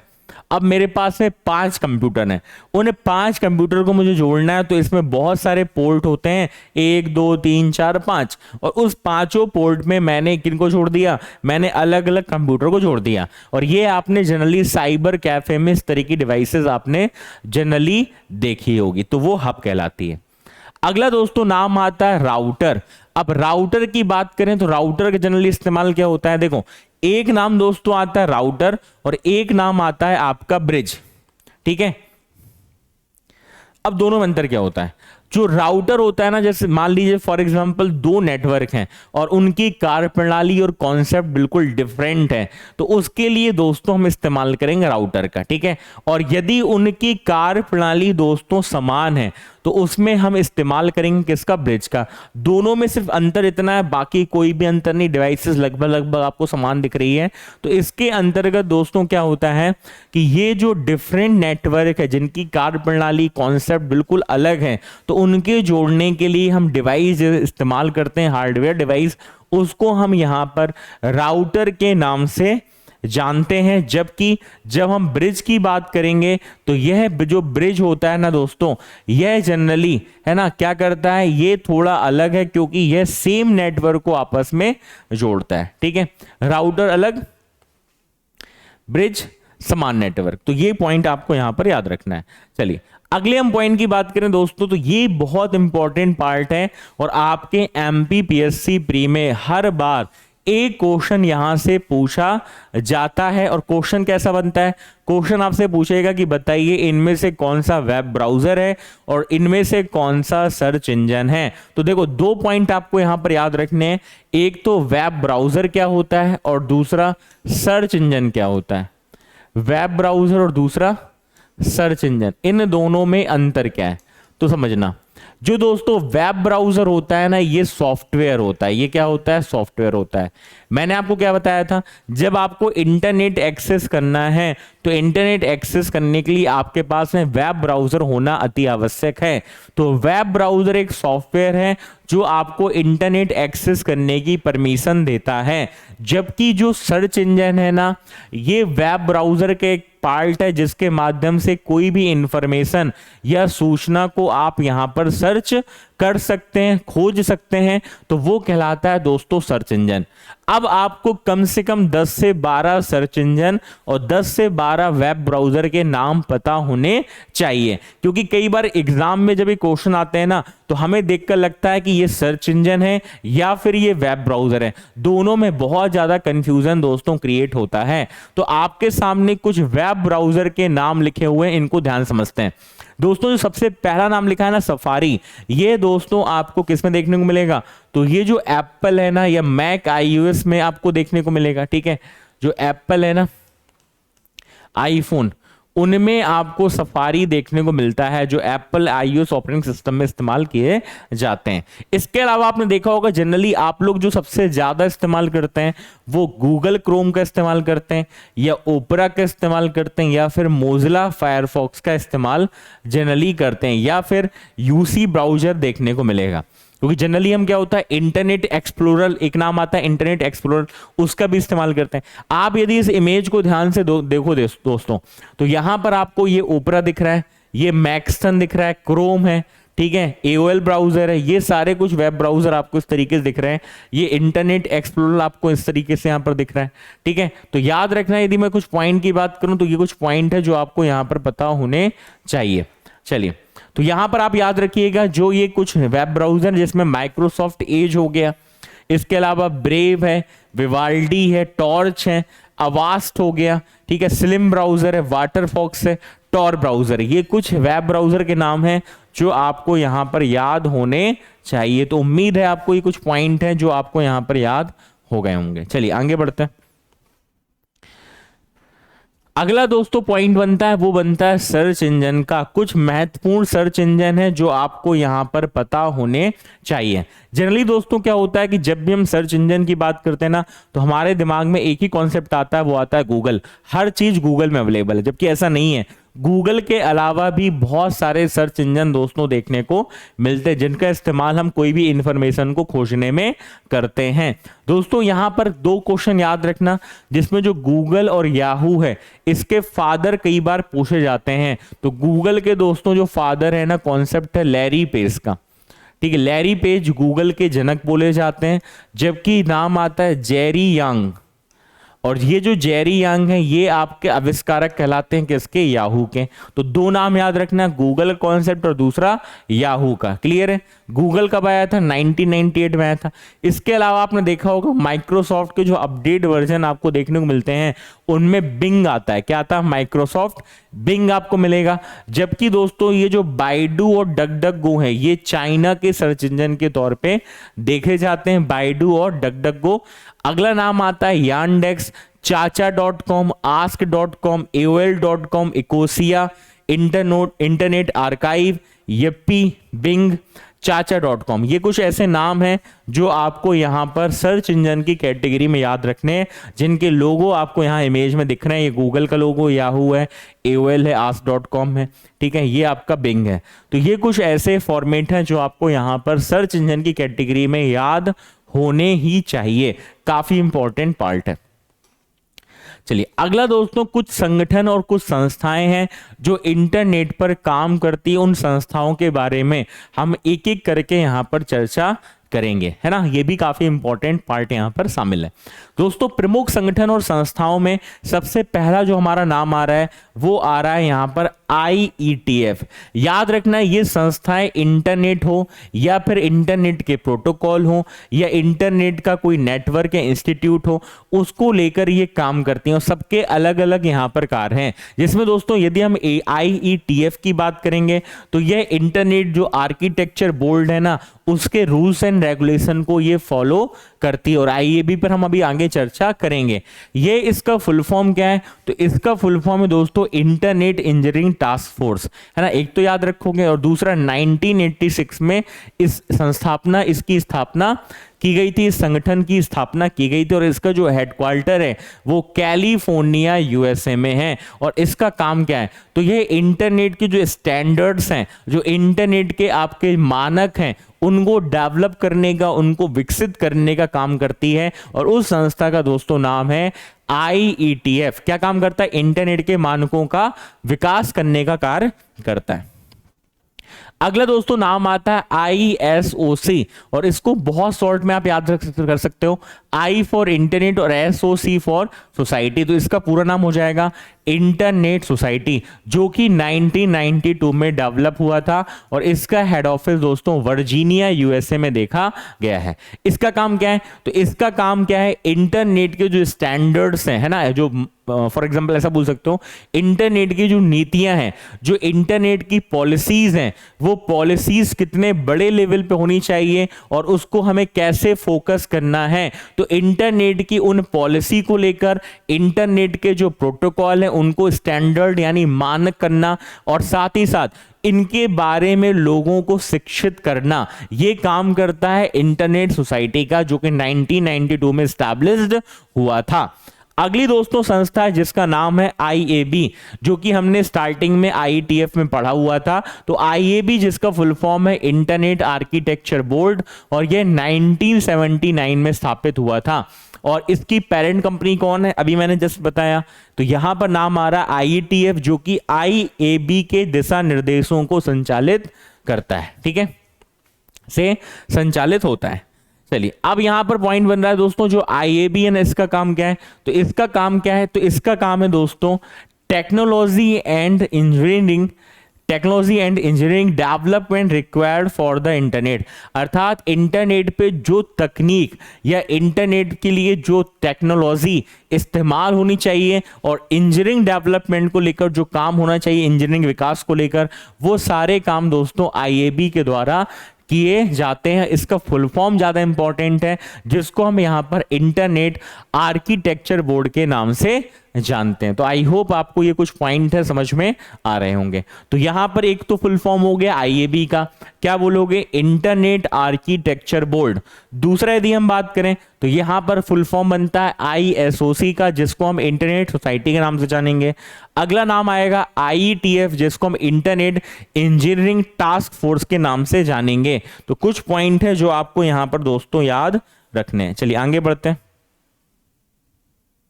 ओके, कहां तक आए थे अपन, IAB। ओके, चलिए अगला पॉइंट। अगला दोस्तों नाम आता है W3C, जिसका फुल फॉर्म होता है वर्ल्ड वाइड वेब कंसोर्टियम। इसके बारे में मैंने अभी स्टार्टिंग में आपको बताया था।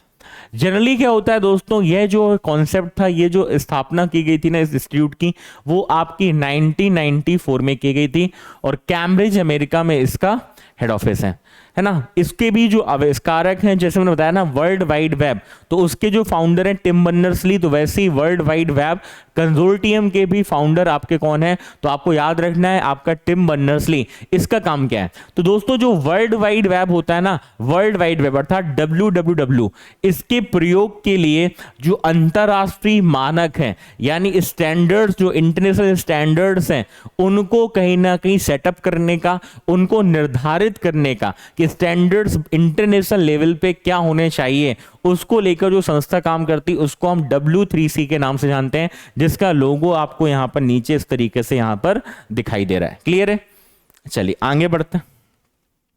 अगला नाम आता है दोस्तों ICANN, जिसका फुल फॉर्म क्या है, इसके फुल फॉर्म याद रखना, प्रीलिम्स में ज्यादातर आपके लिए इंपॉर्टेंट है दोस्तों फुल फॉर्म।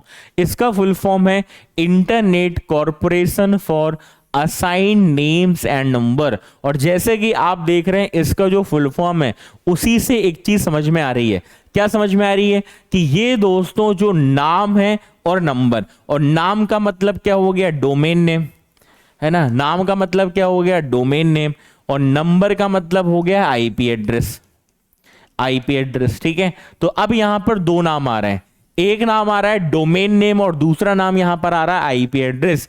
तो ये जो दोस्तों आईकैन है, internet corporation for assign names and numbers, यह दोस्तों आईपी एड्रेस और डोमेन नेम प्रदान करने का काम करता है। तो क्या करेगा ये काम? तो इसका काम है कि जो डोमेन नेम है और आईपी एड्रेस है उनको प्रोवाइड करना और उनके जो स्टैंडर्ड्स है, मानक है, उनको निर्धारित करने का काम करता है, जिसको हम आईकैन के नाम से जानते हैं, जो कि सन 1998 में इसकी स्थापना की गई थी और कैलिफोर्निया यूएसए इसका क्या है, हेड ऑफिस है। तो इसका भी फुल फॉर्म आपको याद रखना है, या फिर आपके एग्जाम में ऐसा पूछा जाए कि बताओ डोमेन नेम प्रदान करने की संस्था का नाम क्या है, तो आप तुरंत टिक करेंगे, उसका नाम है दोस्तों आईकैन। चलिए आगे बढ़ते हैं। तो अगला दोस्तों नाम आता है ANSI। ये भी सारी अभी हम क्या कर रहे हैं, इंटरनेट की संस्थाएं और जो इंस्टीट्यूट है उन पर चर्चा कर रहे हैं, जिसमें अगला नाम ANSI आता है, जिसका फुल फॉर्म है अमेरिकन नेशनल स्टैंडर्ड्स इंस्टीट्यूट, है ना। क्या हो जाएगा फुल फॉर्म? तो अमेरिकन नेशनल स्टैंडर्ड इंस्टीट्यूट, जो कि 14 मई 1918 को स्थापित किया गया था और इसका हेडक्वार्टर न्यूयॉर्क में है। ठीक है, न्यूयॉर्क अमेरिका में है। इसका काम क्या होता है? तो इसका काम दोस्तों क्या होता है, जो कंप्यूटर से रिलेटेड आइटम्स हैं या कंप्यूटर संबंधित जो वस्तुएं उपकरण है जो कंप्यूटर से संबंधित हैं, उन वस्तुओं का दोस्तों क्या करना, स्टैंडर्डाइजेशन, है ना, या उसको मानकीकृत करना, है ना, कि आखिर ये स्टैंडर्ड्स फॉलो कर रहे हैं अथवा नहीं। तो उसको लेकर ये संस्था काम करती है, जो कि आपकी अमेरिका में। दोस्तों अगला नाम आता है डोमेन नेम रजिस्टर, जिसको हम यहां पर DNR के नाम से जानते हैं। ठीक, किस नाम जानते हैं? DNR। और ये भी दोस्तों जो हमने अभी आईकैन वाला पार्ट पढ़ा था ना, उस आईकैन के अंतर्गत, जैसे कि मैंने बताया था, जो आईकैन होता है ना, आईपी एड्रेस और डोमेन नेम उपलब्ध कराता है। तो आईकैन के जो स्टैंडर्ड्स हैं, जो मानक हैं, उनके अनुसार डोमेन नेम प्रदान करने के लिए DNR भी ये काम करता है। जैसे कि मैंने आपको कुछ बताया भी था, जैसे डोमेन नेम है ना एजुकेशनल वाला edu.com, तो इनके स्टैंडर्ड्स क्या होने चाहिए, इसको लेकर भी DNR आपका काम करता है। क्लियर है? चलिए अगला दोस्तों यहां पर नाम आता है IRTF। स्टार्टिंग में हमने सर डिस्कस किए थे कुछ पॉइंट, ठीक है, IETF था, ओके, देखिएगा।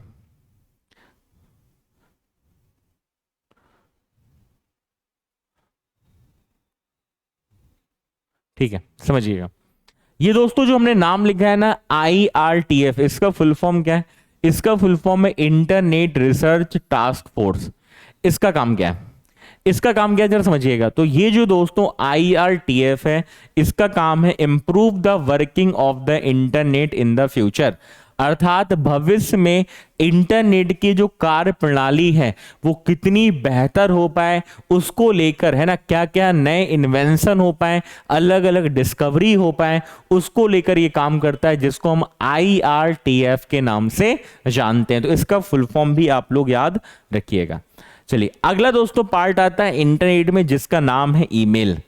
अब आज की डेट में आपने देखा होगा, हर एक पर्टिकुलर पॉइंट के लिए या कोई भी चीज हमें यदि इंटरनेट में एक्सेस करनी है या कोई भी हमें काम करना है दोस्तों, तो आज की डेट में इंटरनेट में ईमेल का बहुत महत्वपूर्ण रोल है। हर एक काम, है ना, कुछ सेकेंड में हमारा ईमेल के माध्यम से हो जाते हैं। तो आखिर ईमेल होता क्या है, उसके बारे में विस्तृत में समझते हैं। सबसे पहले दोस्तों यदि ईमेल की हम बात करें तो इसका फुल फॉर्म है दोस्तों इलेक्ट्रॉनिक मेल। ठीक है, जैसे कि मैंने आपको प्रीवियस स्लाइड में बताया था कि इंटरनेट में ईमेल में दो नाम याद रखना। एक नाम आता है दोस्तों रे टॉमलिंसन और दूसरा नाम आता है शिवा अय्यादुरई। जबकि जो रे टॉमलिंसन है 1971 में इन्होंने ये कॉन्सेप्ट बताया था। किसका कॉन्सेप्ट? तो ईमेल का कॉन्सेप्ट। कब बताया था इन्होंने? तो ये 1971 में इन्होंने कॉन्सेप्ट बताया था। जबकि जो नाम आता है ना शिवा अय्यादुरई, तो ये जो नाम आता है शिवा अय्यादुरई, इनको वास्तविकता में फादर ऑफ ईमेल बोला जाता है। जबकि जो फ्री ईमेल सेवा थी ना, तो फ्री ईमेल जो सेवा थी वो हॉटमेल थी, जो कि सबीर भाटिया के द्वारा डेवलप की गई थी। तो ये भी आपको यहां पर पॉइंट याद रखना है। क्लियर है? यदि हमें कोई भी डेटा को सेंड करना है या रिसीव करना है तो उसके लिए हम ईमेल का इस्तेमाल करते हैं। अच्छा, अब ईमेल में कुछ चीजें आपने देखी होंगी जिसके बारे में हो सकता है आपको जानकारी ना हो। तो जब हम ईमेल की बात करते हैं ना दोस्तों, तो ईमेल में क्या है, यदि हमारे पास में इंटरनेट सर्विस प्रोवाइडर अवेलेबल है तो हम आसानी से कोई भी ऑडियो, कोई पिक्चर, कोई इमेज, कोई टेक्स्ट को हम आसानी से भेज सकते हैं। और जैसे कि मैंने आपको बताया था, जब आप मेल भेज रहे हो ना, तो उसके लिए जो प्रोटोकॉल काम करता है उसको हम SMTP के नाम से जानते हैं। और जब मेल आपके पास में रिसीव होता है तो उसको हम दोस्तों किस नाम से जानते हैं, तो उसको हम POP अर्थात पोस्ट ऑफिस प्रोटोकॉल के नाम से जानते हैं। मेल भेज रहे हैं तो कौन सा प्रोटोकॉल काम करेगा, SMTP। और जब मेल हमारे पास आया तो कौन सा प्रोटोकॉल काम करेगा, POP पोस्ट ऑफिस प्रोटोकॉल और सिंपल मेल ट्रांसफर प्रोटोकॉल।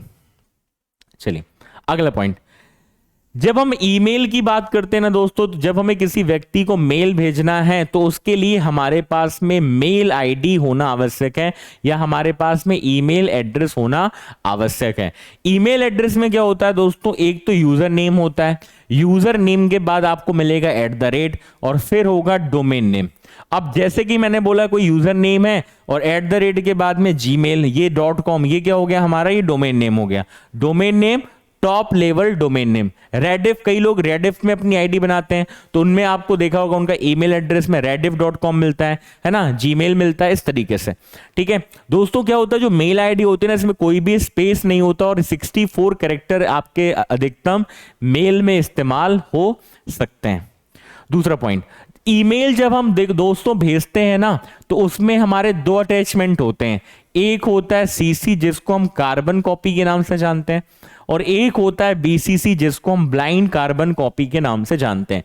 अब इन दोनों में अंतर क्या होता है, जब आप किसी को मेल भेज रहे हैं और उस मेल को आपने यदि कार्बन कॉपी में अटैच कर दिया, और मान लीजिए फॉर एग्जांपल 10 लोगों को आप मेल भेज रहे थे और आपने उसको अटैच कर दिया कार्बन कॉपी में, तो जब ये मेल उन 10 लोगों के पास पहुंचेगा तो उनको ये पता रहेगा और ये ओपन रहेगा, ये जानकारी रहेगी कि मेरे अलावा और मेल किसको किसको भेजा गया है, कब, जब वो अटैच होगा कार्बन कॉपी में। ठीक है, और दूसरा पॉइंट बनता है दोस्तों BCC जिसको हम ब्लाइंड कार्बन कॉपी के नाम से जानते हैं। और ब्लाइंड कार्बन कॉपी का मतलब होता है कि जब हम किसी को मेल भेजेंगे और यदि हमने उस पर्टिकुलर फाइल को ब्लाइंड कार्बन कॉपी में अटैच कर दिया तो जब मेल पहुंचेगा तो मेल पहुंचने के बाद में उस व्यक्ति को यह जानकारी नहीं होगी कि मेरे अलावा ये मेल और किसके पास पहुंचा है, कब, जब हमने उसे ब्लाइंड कार्बन कॉपी में अटैच कर दिया। तो यदि हम वो मेल सबके लिए ओपन रखना चाहते हैं तो उसे हम कार्बन कॉपी में अटैच करेंगे, या फिर हमें उसको ओपन नहीं रखना है तो हम उसको ब्लाइंड कार्बन कॉपी में अटैच करते हैं। अगला दोस्तों यहां पर 2 वर्ड बनते हैं, एक तो नाम आता है स्पैम और दूसरा वर्ड आता है जिसको हम बोलते हैं ट्रेस। अब ये दोनों होते क्या है, स्पैम का मतलब क्या होता है दोस्तों, स्पैम का मतलब आप सिंपल से याद रख सकते हो, जब आपके पास में मेल आते हैं और वो मेल दोस्तों अनवांटेड है, यानी आप बोल सकते हो वो मेल जो जंक मेल है जिसमें कोई भी एड्रेस नहीं है, वो कोई एडवर्टीजमेंट है, कोई विज्ञापन है, कोई कंपनी के लालच वाले मैसेज हैं कि आप आईफोन विनर हैं, तो वो दोस्तों स्पैम में आते हैं। और आपने देखा होगा कि हमारे सिस्टम में होता है एक पार्ट जिसको हम रिसाइकल बिन के नाम से जानते हैं। रिसाइकल बिन क्या होता है, जब हम किसी भी फाइल को डिलीट करते हैं ना तो वो डिलीट फाइल आपकी रिसाइकल बिन में जाती है। तो वैसे ही दोस्तों मेल का रिसाइकल बिन होता है जिसको हम ट्रेस के नाम से जानते हैं। और ट्रेस क्या होता है, ये जो डिलीट मेल होते हैं, जो हम मेल को डिलीट कर देते हैं तो वो डिलीट मेल कहां जाते हैं, तो वो मेल हमारे ट्रेस में स्टोर हो जाते हैं, है ना, क्लियर है। चलिए आगे बढ़ते हैं। अब दोस्तों भारत में इंटरनेट की बात करें, जो हमने स्टार्टिंग में चर्चा की थी, थोड़ा इसको रिकवर कर लेते हैं। तो भारत में इंटरनेट की शुरुआत 15 अगस्त 1995 को की गई थी। ठीक है, ये याद रखना, कब की गई थी, 15 अगस्त 1995 को विदेश संचार निगम लिमिटेड के द्वारा। आपको पता होगा जब अपने भारत की बात करते हैं तो भारत में जो टेलीकॉम सेक्टर है, इन टेलीकॉम सेक्टर का जो रेगुलेटर होता है, जैसे हम बात करें फॉर एग्जांपल कोई भी इंटरनेट सर्विस प्रोवाइडर है तो वो मनमानी ना करे, तो उसको लेकर जिम्मेदारी जो निभाता है ना दोस्तों दूरसंचार में, तो दूर संचार जो नियामक है हमारा वो कौन है, तो उसका नाम भी याद रखना, उसका नाम है दोस्तों ट्राई। इसका भी डेटा पूछा जाता है, फुल फॉर्म होता है इसका telecom regulatory authority of India, authority of India. और यदि वो बोलता है कि ट्राई कब आया, तो याद रखना ट्राई की स्थापना हुई थी 1997 में, 1997 में ट्राई बनाया गया था, है ना। ट्राई कब बना था, 1997 में। ये भी पॉइंट आपको यहां पर याद रखना है, क्योंकि दोस्तों ट्राई ही एक अथॉरिटी है जो भारत में जो इंटरनेट सर्विस प्रोवाइडर कंपनी है या टेलीकॉम कंपनी है उनको बैलेंस करके चलती है, नहीं तो वो कंपनी अपने हिसाब से रेट और अपने हिसाब से नियम फॉलो करेंगी, है ना, समझ में याद है, ठीक है। दूसरा पॉइंट, भारत की दूसरी इंटरनेट सर्विस जो प्रोवाइडर थी वो थी दोस्तों सत्यम इंफोटेक, जो कि 1998 में, जबकि पहली थी विदेश संचार निगम लिमिटेड।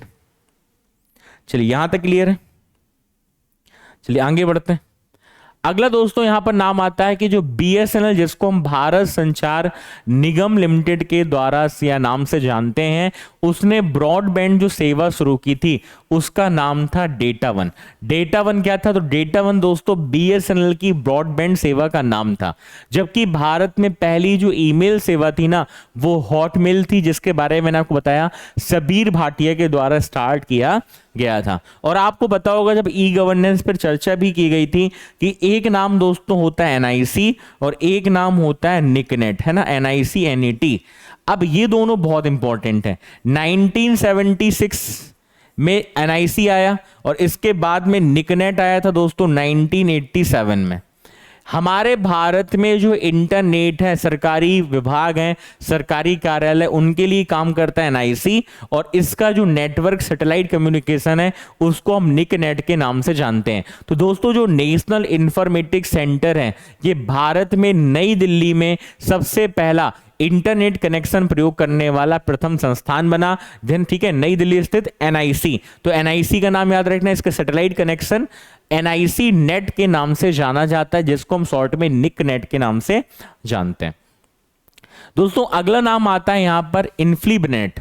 इन्फ्लीबनेट का मतलब दोस्तों आप सिंपल सा समझ सकते हो ना कि, है ना, इंफॉर्मेशन और लाइब्रेरी नेटवर्क। यदि मैं इसको शॉर्ट में रिलीज करें तो आईएनएफ कितना हो गया, तो ये हो गया आपका इंफॉर्मेशन, एंड एलआईबी क्या हो गया, लाइब्रेरी, और एनईटी हो गया नेटवर्क। तो इसका फुल फॉर्म क्या बन गया, तो इंफॉर्मेशन एंड लाइब्रेरी नेटवर्क।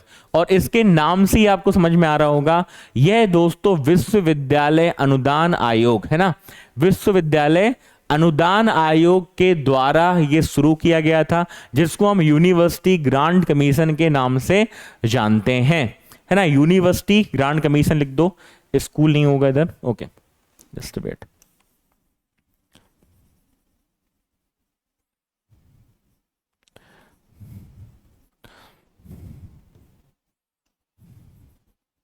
तो इधर लिख देते हैं,